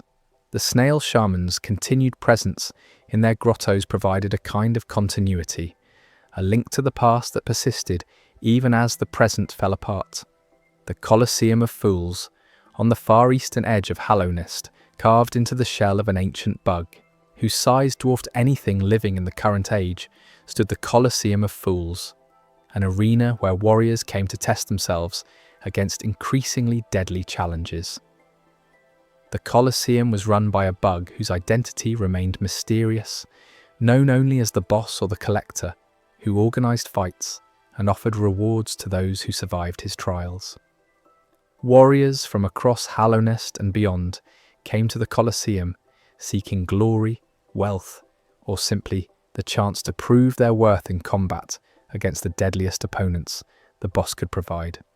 The arena's construction within the corpse of an ancient bug gave it a macabre quality, with stands carved into the shell and the arena floor formed from the creature's ancient remains. The crowds that gathered to watch the fights were bloodthirsty and enthusiastic, cheering equally for brilliant displays of skill and for the brutal deaths of fighters who failed to meet the challenges. The Colosseum's challenges escalated from manageable fights against trained warriors to nightmarish gauntlets, where fighters faced wave after wave of enemies with no rest between encounters. Those who reached the highest trials faced creatures that should not have existed, being stitched together from multiple corpses or infected bugs whose power exceeded anything found in normal encounters. The boss himself rarely appeared, operating from behind the scenes and sending subordinates to manage the actual fights and collect the fees. Some bugs suggested the boss was collecting something from the fighters beyond just the entertainment their deaths provided, harvesting some essence or studying combat techniques for purposes known only to him. The Colosseum continued operating even as the infection spread, the boss apparently unconcerned with the plague consuming Hallownest, focused solely on his arena and the endless cycle of combat it provided. The Kingdom's Edge and the Borderlands. At the eastern and western extremes of Hallownest lay regions that represented the kingdom's borders, areas where civilization gave way to wilderness and where the Pale King's authority faded into uncertainty. Kingdom's Edge, as the eastern borderlands were known, was a harsh region of sharp rocks and dangerous creatures, home to those who rejected Hallownest's civilization or who had been exiled from more central territories. The bugs who made their homes in Kingdom's Edge were tough and self-reliant, surviving through strength and cunning in an environment that killed the weak quickly. Cloth was one such bug, a warrior who wandered the borderlands seeking worthy opponents and helping other bugs in need. Her kindness unusual in the harsh environment, but genuine nonetheless. The Edge was also home to the Colosseum, and to various smaller settlements where bugs eked out livings through mining, scavenging, or providing services to travellers. The western regions beyond the Howling Cliffs were even less explored, with most bugs knowing only that wastelands extended in that direction, the desolate lands where the pale Wyrm had originally wandered. These borderlands represented both freedom and danger, areas where Hallownest's laws and protections did not reach, but where individuals could carve out their own destinies unburdened by the kingdom's expectations. As the infection spread and the kingdom's core regions became increasingly dangerous, some bugs fled to these borderlands, preferring the honest dangers of wilderness and hostile creatures to the unpredictable horror of the plague. The borderlands remained relatively free of infection, perhaps because their populations were too scattered to support the plague's spread, or because the Radiance's reach did not extend effectively to these remote areas. Quirrell's journey. Quirrell was Monomon's most dedicated student, a bug who had studied under the teacher in the archive and absorbed her passion for knowledge and understanding. When Monomon prepared to become a dreamer, she entrusted Quirrell with the seal that protected her sleeping body, a key that would need to be returned to the archive before her seal could be broken. She also placed a mask on Quirrell, an artifact that obscured his memories and sent him wandering away from Hallownest, perhaps to protect him from the pain of watching the kingdom fall, or perhaps to ensure the seal remained safe during the critical early years of the containment. Quirrell travelled far beyond Hallownest's borders, having adventures and experiences in distant lands, all while carrying the seal without understanding its significance or remembering the teacher he had left behind. Years passed, possibly decades, as Quirrell wandered, his memories locked away behind the mask, but his personality and core self unchanged by the barrier Monomon had placed on his mind. Eventually, something drew Quirrell back toward Hallownest, a pull he could not explain, but felt compelled to follow. Perhaps the mask's magic wearing thin, or the infection spread, creating a disturbance that called to him across the distance. He entered the fallen kingdom and began exploring its ruins, shocked by what he found, but also experiencing strange sensations of familiarity, as though he had been in these places before, even though he could not consciously remember them. Quirrell encountered the archive where he had studied, and memories began to surface, vague impressions that became clearer as he spent more time in locations connected to his past. He realised he had been connected to Monomon somehow, that the seal he carried was important, though the full truth remained obscured by the mask's lingering magic. The last stag and the stag stations. Before the infection consumed Hallownest, a network of stag stations connected the kingdom's major settlements, allowing rapid transit between distant locations via giant beetle creatures who ran through ancient tunnels. The stags were massive bugs, strong enough to carry passengers and fast enough to cover distances that would take days to walk in mere hours. The stag stations were marvels of engineering, platforms built at optimal locations throughout the kingdom, with tunnels connecting them that the stags had memorized down to every twist and turn. The stags themselves were intelligent beings, capable of speech and possessing their own culture and sense of duty, viewing their role as transporters as a sacred trust rather than mere employment. As the infection spread, the stag stations closed one by one, either abandoned by their attendants or destroyed by infected bugs, until only one stag remained running the routes. The last stag, as he came to be known, continued operating even when he was the only one left, maintaining the network out of dedication to his purpose and memory of better times. He remembered when many stags had run the routes, when the stations bustled with travellers, and the tunnels echoed with the sound of multiple stags running their routes in coordination. The last stag felt the weight of being the sole survivor of his kind, carrying the memory of their culture and traditions with no one to pass them to, running routes that fewer and fewer bugs needed as the kingdom emptied. He maintained the stations as best he could, clearing debris and keeping the bells that summoned him in working order, refusing to abandon his duty, even though no one would blame him for stopping. The last stag represented a kind of quiet heroism, continuing to serve without hope of reward or even acknowledgement, simply because he had committed himself to this purpose and would not break that commitment regardless of circumstances. The god home and the pantheons, hidden in the sewers beneath the City of Tears, accessible only through a pathway that most bugs would never find, lay God home, a mysterious realm created by an ancient tribe that worshipped strength and combat prowess above all other values. This tribe, possibly connected to the ancient civilization that predated Hallownest, had built Godhome as a place to test themselves and honor the greatest warriors through increasingly difficult challenges. The realm existed partially outside normal space, accessible through a crack in reality that had been deliberately weakened or opened through the tribe's rituals and devotion. Inside Godhome, the architecture defied conventional understanding, with spaces that seemed far larger than they should be, and paths that connected in ways that normal geometry could not account for. The tribe had created 5 pantheons, challenges that tested warriors against recreations of the greatest fighters and most deadly creatures in Hallownest's history, building in difficulty from challenging to nearly impossible. These recreations were not illusions, but tangible opponents who could kill those who faced them, drawn from the memories and dreams of those who built Godhome and given temporary physical form through methods that blended the dream realm with reality. The tribe worshipped a god they called the God of Gods, a being they believed would emerge when a warrior finally conquered all 5 pantheons and proved themselves worthy of ultimate divinity.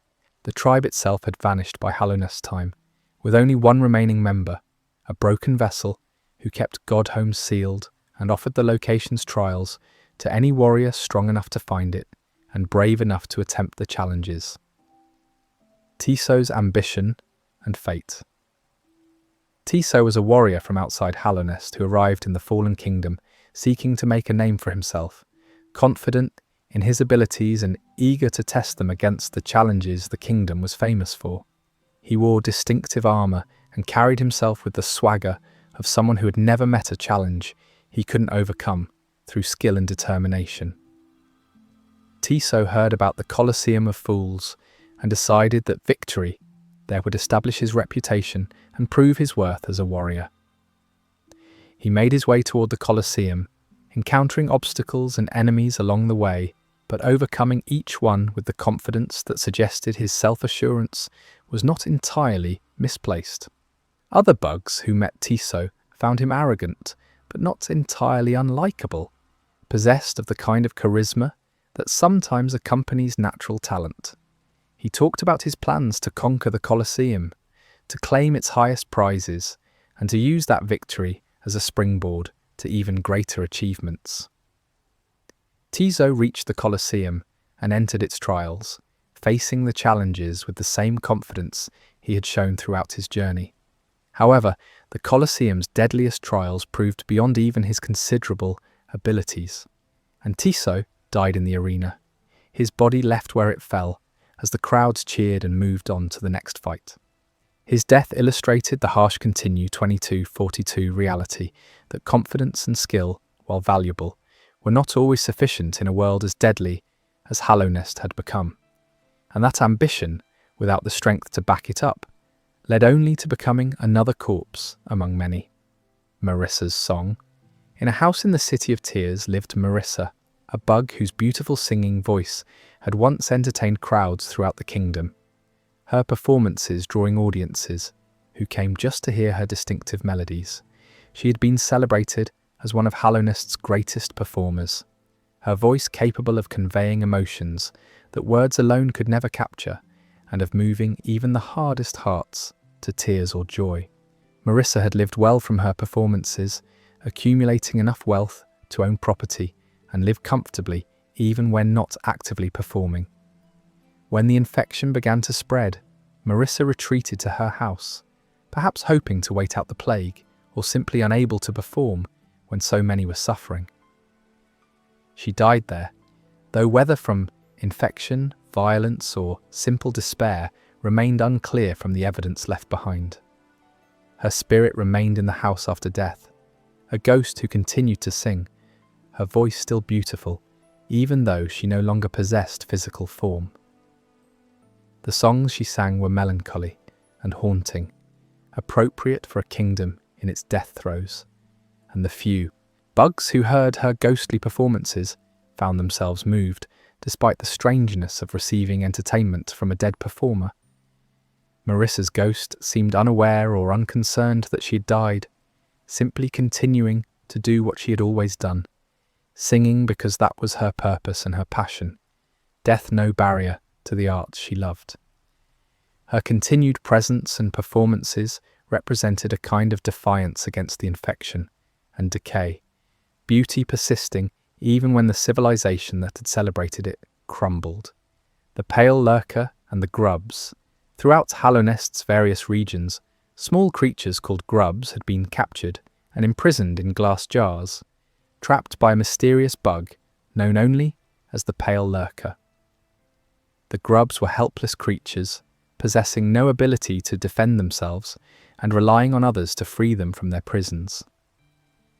The pale lurker's motives for collecting the grubs remained unknown, whether it intended to eat them, study them, or simply enjoyed the act of imprisoning helpless creatures. The pale lurker itself lurked in the shadows, a ghostly presence that avoided direct confrontation and whose true nature remained mysterious to those who caught glimpses of it. The grub's parent, the grub father, waited anxiously in a location accessible from the forgotten crossroads, hoping for his children's return and offering rewards to anyone who would rescue them. Each grub freed would eventually make its way back to the grub father, reuniting the family one member at a time, though the journey home through Hallownest's dangerous regions represented its own challenge. The grubs served no apparent role in Hallownest's economy or society beyond being victims, yet their imprisonment and rescue became a small subplot in the kingdom's larger tragedy, a minor mercy that could be performed even as greater catastrophes unfolded. Freeing the grubs represented one of the few purely good actions possible in the fallen kingdom, rescuing innocence without moral complexity or ambiguous consequences. The nailsmith and his craft. In the City of Tears lived the nailsmith, a craftsman who had dedicated his life to perfecting the art of creating and refining nails, the primary weapons used by Hallownest's warriors. He was acknowledged as the greatest nailsmith in the kingdom, capable of creating weapons of exceptional quality and of improving even already excellent nails to levels of perfection that other craftsmen could only dream of achieving. The nailsmith worked alone in his shop, focused entirely on his craft to the exclusion of social relationships or other pursuits, his identity and purpose completely wrapped up in the weapons he created. He spoke of his craft with passion and precision, explaining the techniques he used and the philosophy behind his approach to weapon making, treating each nail not just as a tool, but as a work of art.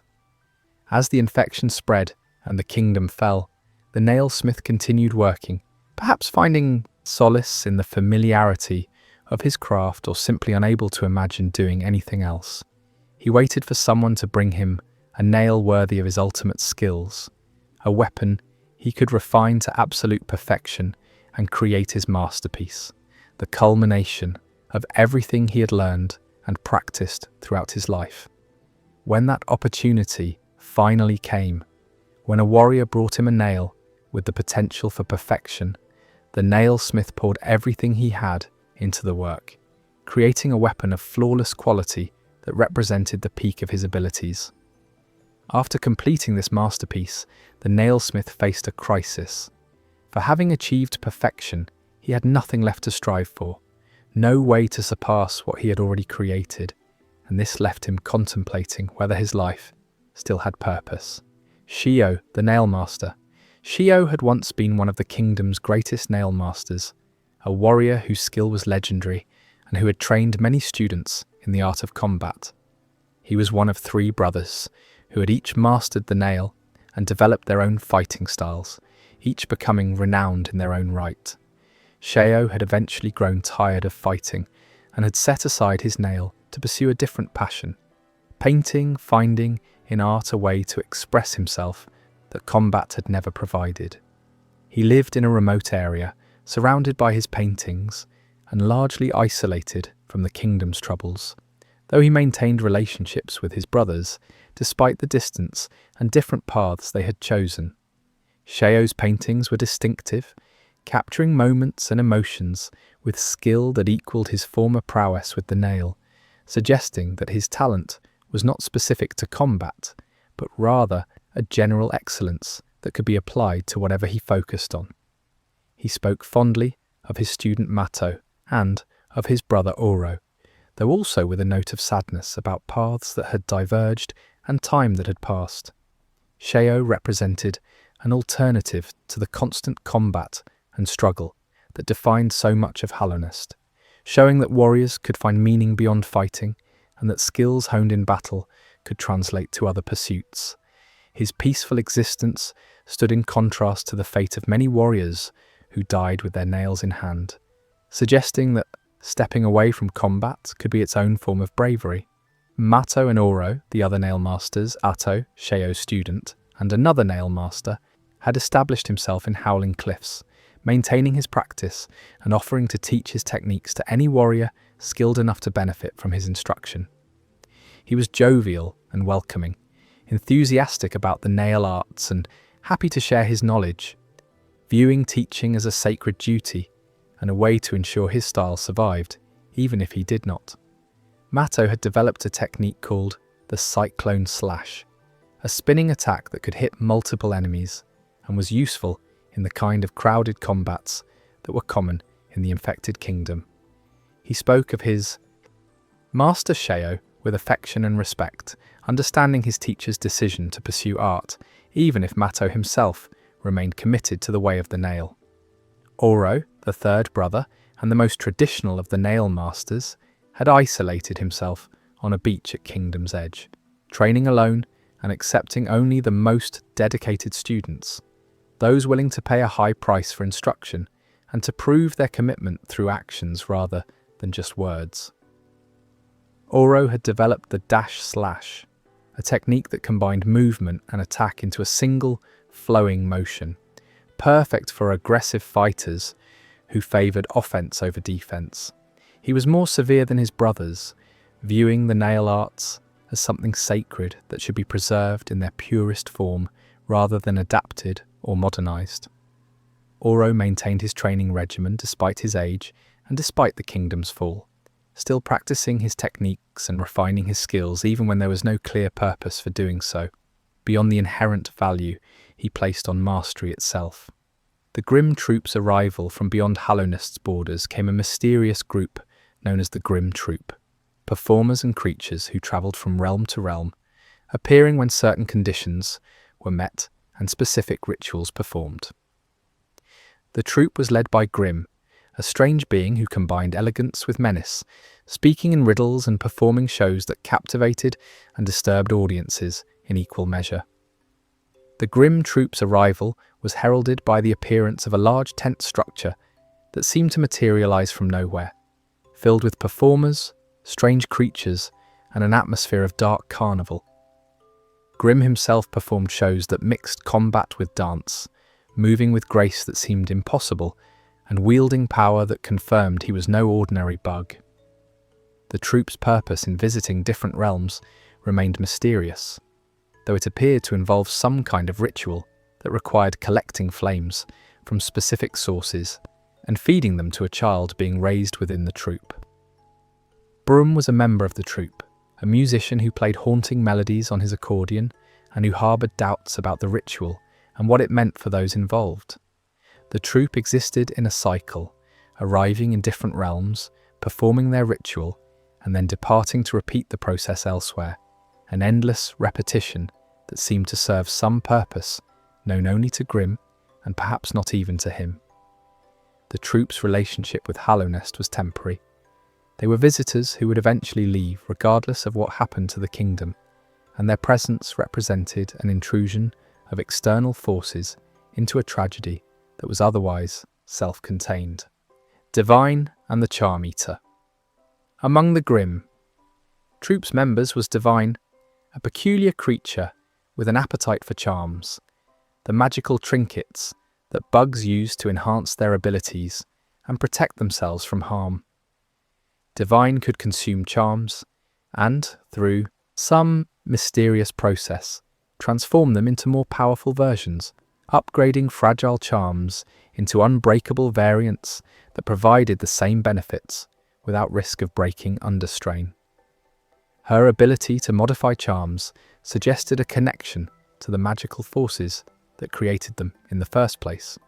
Though Divine never explained her abilities or their origin, she spoke in an unusual manner, her words clipped and strange, and she showed more interest in the charms she consumed than in the bugs who brought them to her.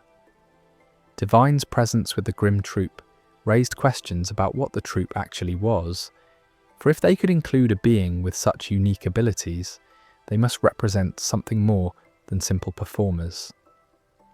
The charms she improved became valuable tools for warriors facing Hallownest's challenges. The difference between a fragile charm that might break at a crucial moment and an unbreakable one potentially meaning the difference between survival and death.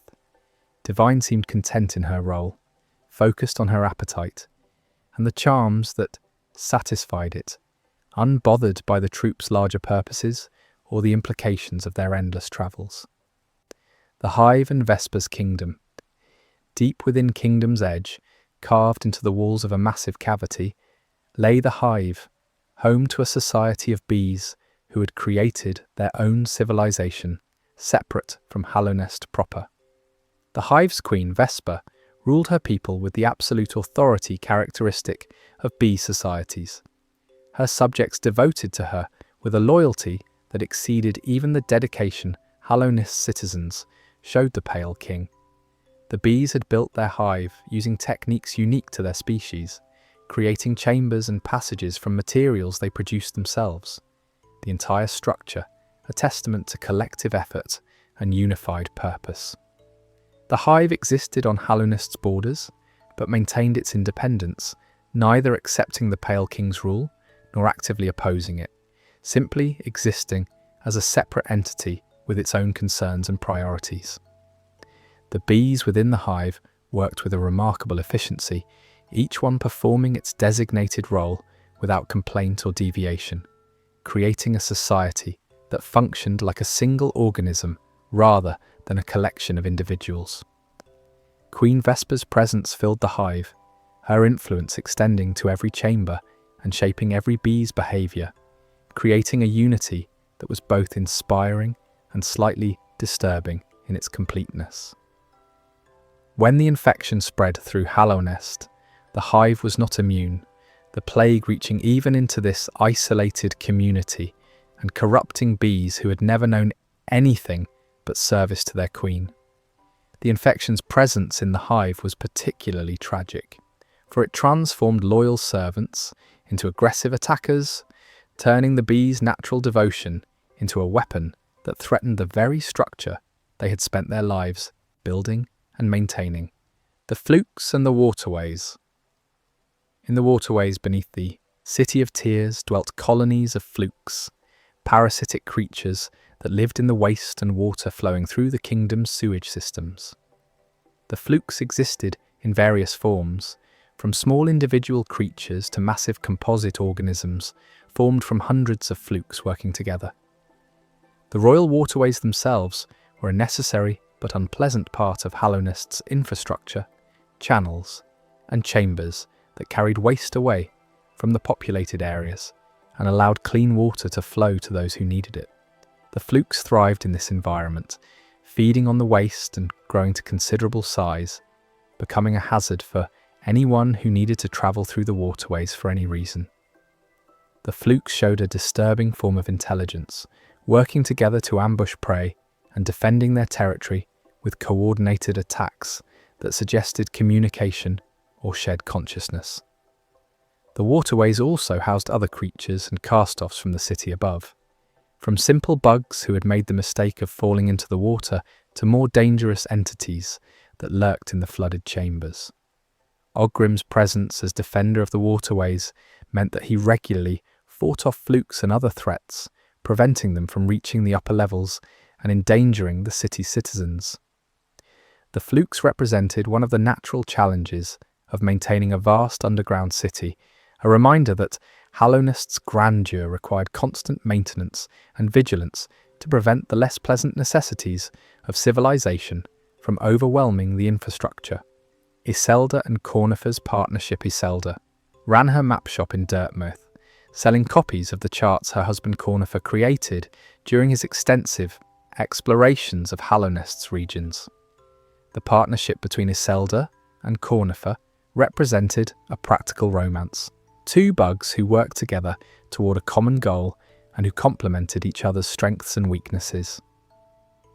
Cornifer travelled constantly, venturing into dangerous areas to map passages and document the layout of regions that most bugs would never visit, driven by a passion for cartography that overrode concerns about his personal safety.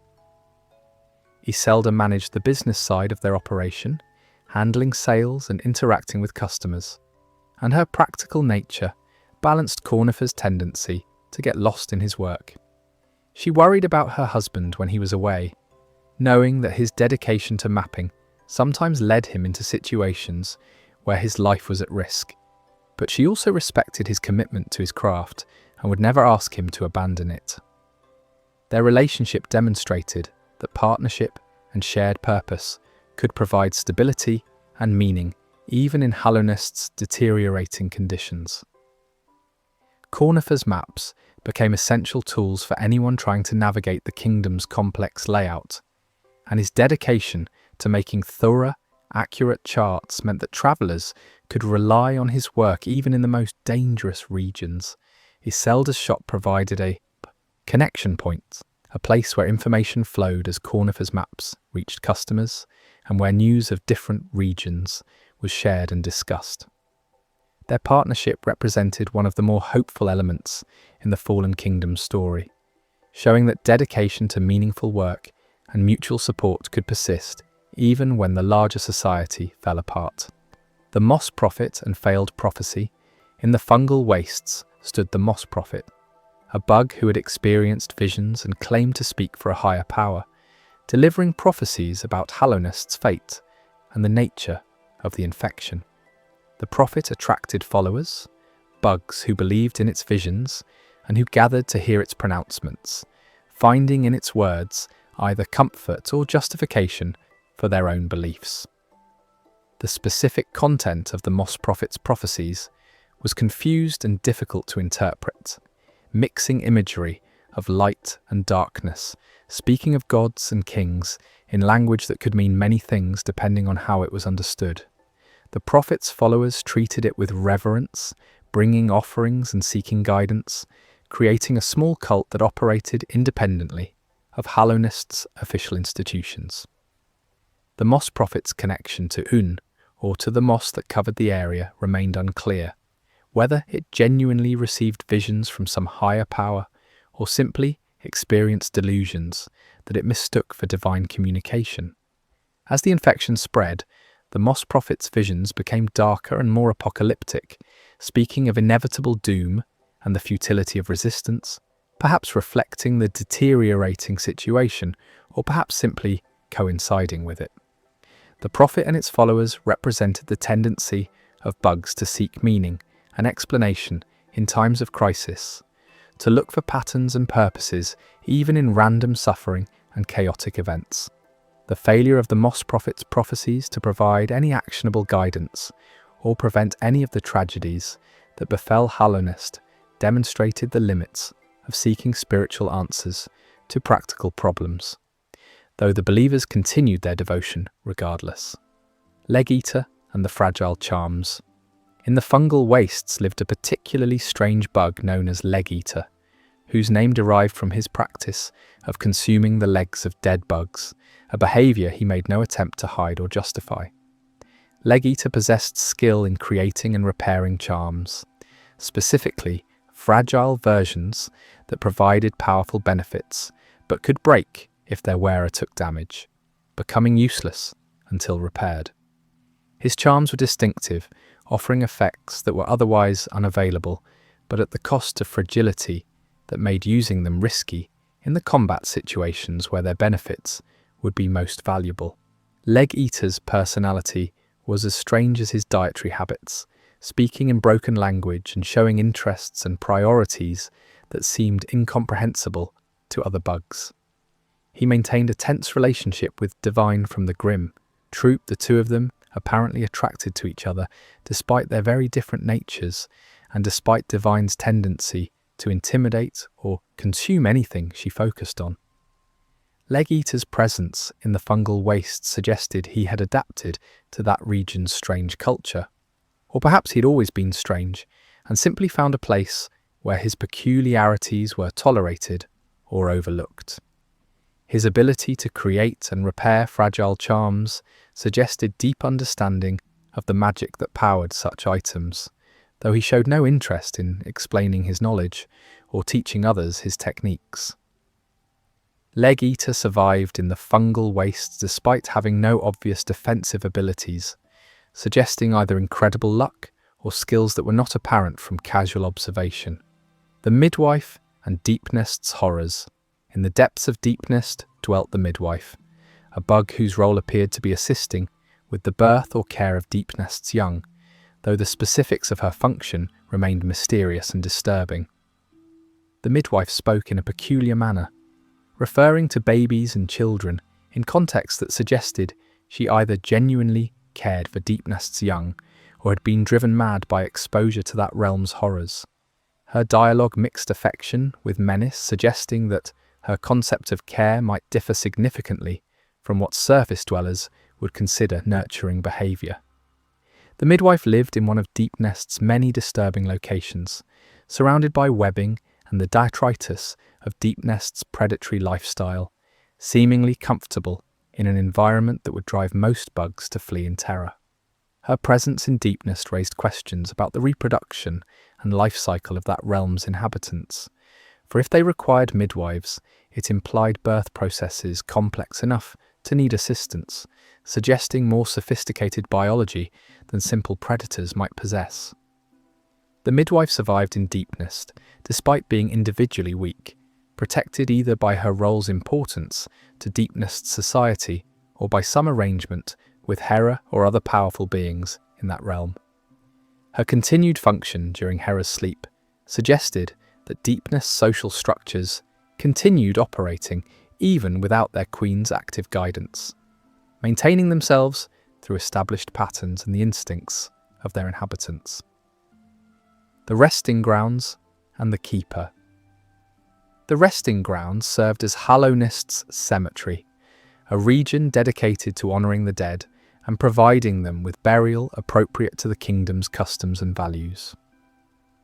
The Keeper was a bug who tended the resting grounds, maintaining the graves and ensuring that the dead rested peacefully, a task that took on new complexity when the infection began raising corpses and disturbing the rest of those who had been properly buried.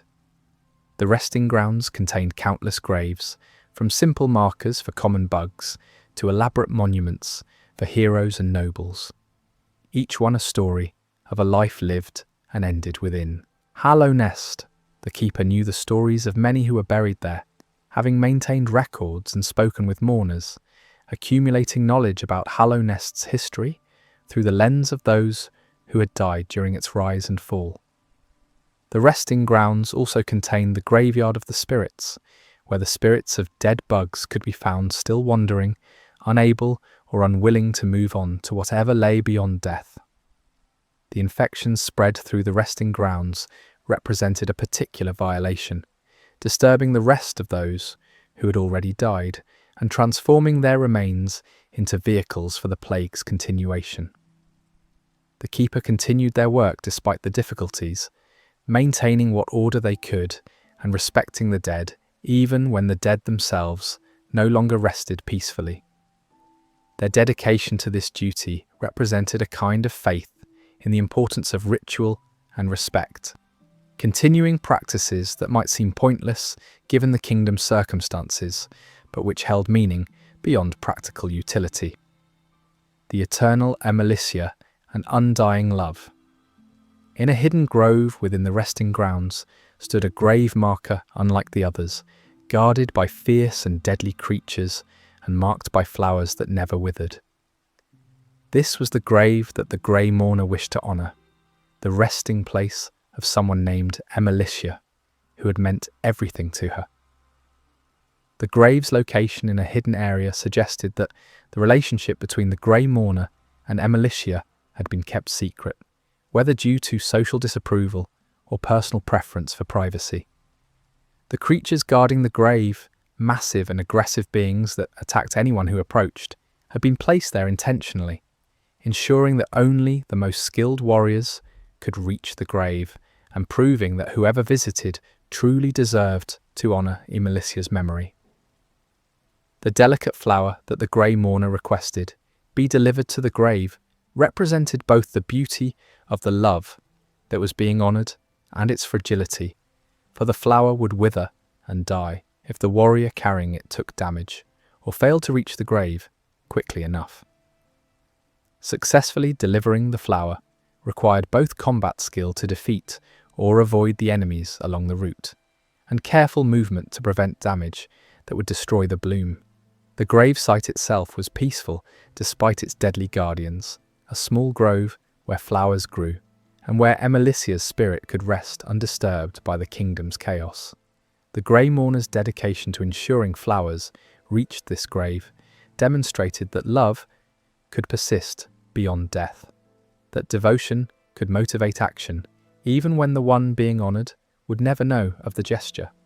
Cloth's journey and final stand Cloth was a wandering warrior who had come to Hallownest seeking adventure and the chance to prove herself a hero, wearing her distinctive cloak and wielding her club with enthusiasm and determination. She had travelled from distant lands, hearing tales of Hallownest's challenges and seeing in them opportunities to demonstrate her worth and become the kind of hero legends were made of. Cloth was earnest and brave, perhaps more brave than skilled, her courage sometimes exceeding her ability to assess danger accurately. She could be encountered in various locations throughout Hallownest, always moving towards some new challenge, always seeking the next opportunity to prove herself. Other warriors who met Cloth found her enthusiasm refreshing, if somewhat naive, her idealism intact despite the obvious dangers she faced. She spoke of wanting to achieve a glorious death in service of a worthy cause, to have her final moments mean something, and to be remembered as a hero who died well rather than fading into obscurity.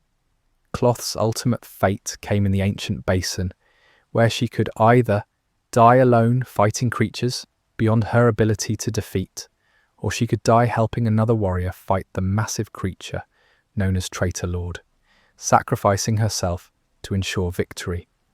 If she died helping, Cloth achieved the heroic death she had sought, falling in battle while making a genuine difference, her life ending exactly as she had hoped it would. Her body remained where she fell, a memorial to a warrior whose courage and selflessness earned her the hero's death she had travelled so far to find. The Traitor Lord and the Mantis outcasts.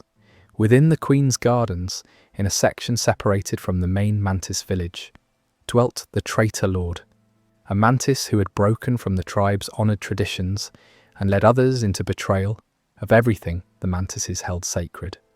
The circumstances of this betrayal involved the infection, with the Traitor Lord and his followers embracing the plague rather than resisting it, believing that the power it provided was worth the cost to their minds and honour. This decision violated the most fundamental principles of mantis culture, which valued honour and control above all other considerations and which viewed the infection as the ultimate enemy of everything they stood for. The Mantis Lords, the three sisters who ruled the tribe, cast out the traitors, banishing them from the village and declaring them dead to the tribe, the harshest punishment Mantis culture recognised. The traitors established themselves in the Queen's gardens, apparently drawn there by the traitor lord's connection to the plants, or simply because the gardens bordered Mantis territory and provided a base from which they could operate. The traitor lord was formidable despite his corruption, his skills honed through years of Mantis training and enhanced by the infection's power, making him one of the deadliest creatures in Hallownest. His presence in the gardens represented a failure of Mantis culture's ideals, proof that even their rigid honor code could not prevent all betrayals, and his existence was a source of shame for the Mantises who remained loyal to their traditions. The traitors who followed him numbered several dozen all-powerful warriors whose choice to embrace the infection made them enemies of both Hallownest and their own former tribe. The Mantis Lord's trial, the 3 Mantis Lords who ruled the Mantis tribe, maintained the traditions and honor of their people even as Hallownest fell apart around them, refusing to compromise their values regardless of external circumstances. They enforced their tribe's isolation, allowing no infected bugs into their territory and dealing with any traitors who attempted to return with swift and lethal justice. The Mantis Lords offered a challenge to skilled warriors, a combat trial that tested fighting ability against the 3 sisters working together, a test that few could pass and that served to identify those worthy of the Mantis' respect. The trial was not meant to be fatal, though it was certainly dangerous, with the Lords holding back enough to avoid killing challengers who demonstrated genuine skill, even if they ultimately lost. Warriors who defeated the Mantis Lords earned the tribe's respect, being granted safe passage through Mantis territory and acknowledgement as peers worthy of honor. This respect was valuable not just for the practical benefit of accessing Mantis areas safely, but for the recognition it represented. For the Mantis' standards were exacting and their respect hard to earn. The Mantis Lords fought together with perfect coordination, their movements synchronized through years of training and the sisterly bond they shared, making them deadlier as a unit than their individual skills alone would suggest. Their battle style emphasized speed and precision, attacking with their distinctive claw-like weapons and moving with grace that made combat look almost like dance. The trial represented the Mantis ideal, combat undertaken with honor and skill, where victory brought respect rather than death, and where even defeat could demonstrate worthy qualities if the challenger fought well. The Weavers and the ancient caste Deepnest had once been home to another group, in addition to Hera's spiders, the Weavers, a society of spiders who had mastered textile arts to degrees that seemed almost magical. The Weavers created not just webs for trapping prey, but elaborate tapestries and garments, items that combined practical function with artistic expression. Their works included the Weaver Song Charm, an artifact that allowed its user to summon spectral spider allies, demonstrating that Weaver creations could carry magical properties that persisted long after their creators' deaths. The Weavers had apparently left Deepnest at some point in the past, departing for reasons that were never clearly recorded, though fragments suggested conflict with other Deepnest inhabitants, or perhaps with Hera herself. Their absence left behind only their creations and the ruins of their workshops, empty places where tools and materials remained, but their makers were long gone. The Weaver's departure was significant enough that the Weaver Song Charm's description referenced their absence, treating it as a known historical event rather than a mystery requiring explanation. Some of the Weavers may have remained in Deepnest, either unable or unwilling to leave with the majority of their people, becoming absorbed into the general spider population or dying out over generations. The Weavers' legacy persisted in their creations, which continued to function and demonstrate their makers' skill long after the society that produced them had vanished. The shade and death's consequence. When a bug died in Hallownest, particularly one with significant soul accumulated or one touched by void, their death could produce a shade, a dark entity formed from the accumulated soul and void that retained some connection to the deceased. The shade was aggressive and hostile, attacking living beings on sight and demonstrating abilities similar to those its originating bug possessed in life. For a resurrected bug, or one with connection to void, the shade represented unfinished business, accumulated power that had not moved on to whatever awaited beyond death. Retrieving one's shade was essential for recovering the geo and abilities that had been lost in death, but doing so required returning to the location of death and defeating the shade in combat, a task made dangerous by the shade's aggressiveness and by the likelihood that whatever killed the bug originally still lurked nearby. The shade's existence suggested that death in Hallownest was not simply an ending, but a transition that could leave remnants, pieces of the deceased that persisted in altered form.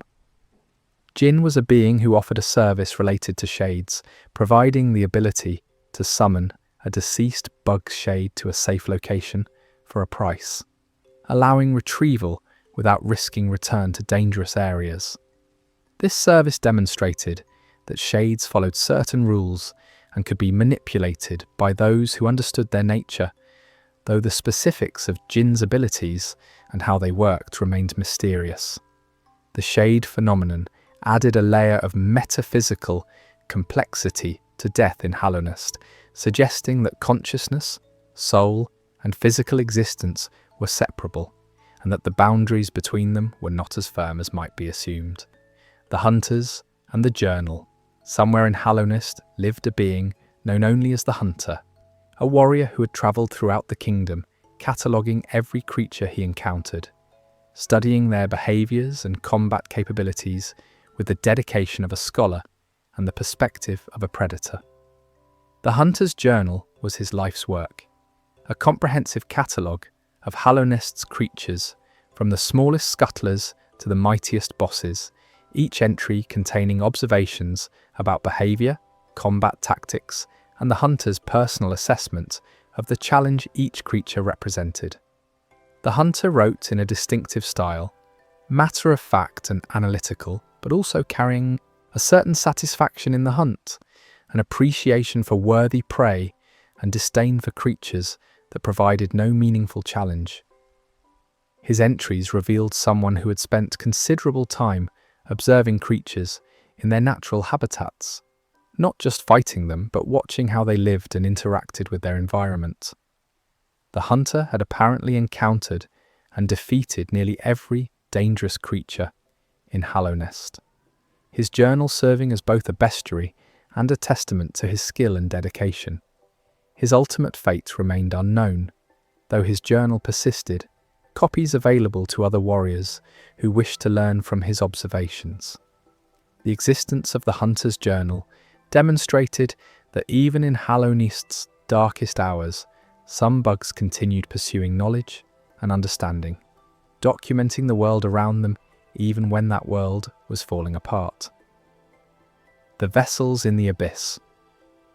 At the bottom of the world, beneath the ancient basin and below even Deepnest's deepest levels, lay the abyss, a vast chasm filled with liquid void that extended down into darkness, with no visible bottom.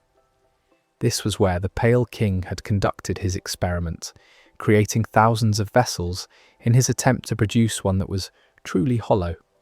The abyss floor was littered with the shells of failed vessels, the broken remains of those who had not survived the climb from the void or who had been judged imperfect and cast back into the darkness. The sheer number of these corpses was staggering.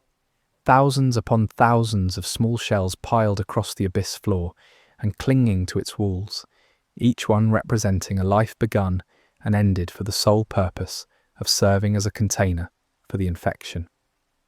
The vessels shared certain characteristics, being roughly similar in size and shape, their forms combining aspects of the Pale King structure with the featureless darkness of the void, their eyes hollow and their bodies seemingly empty of anything that could be called personality or individual will.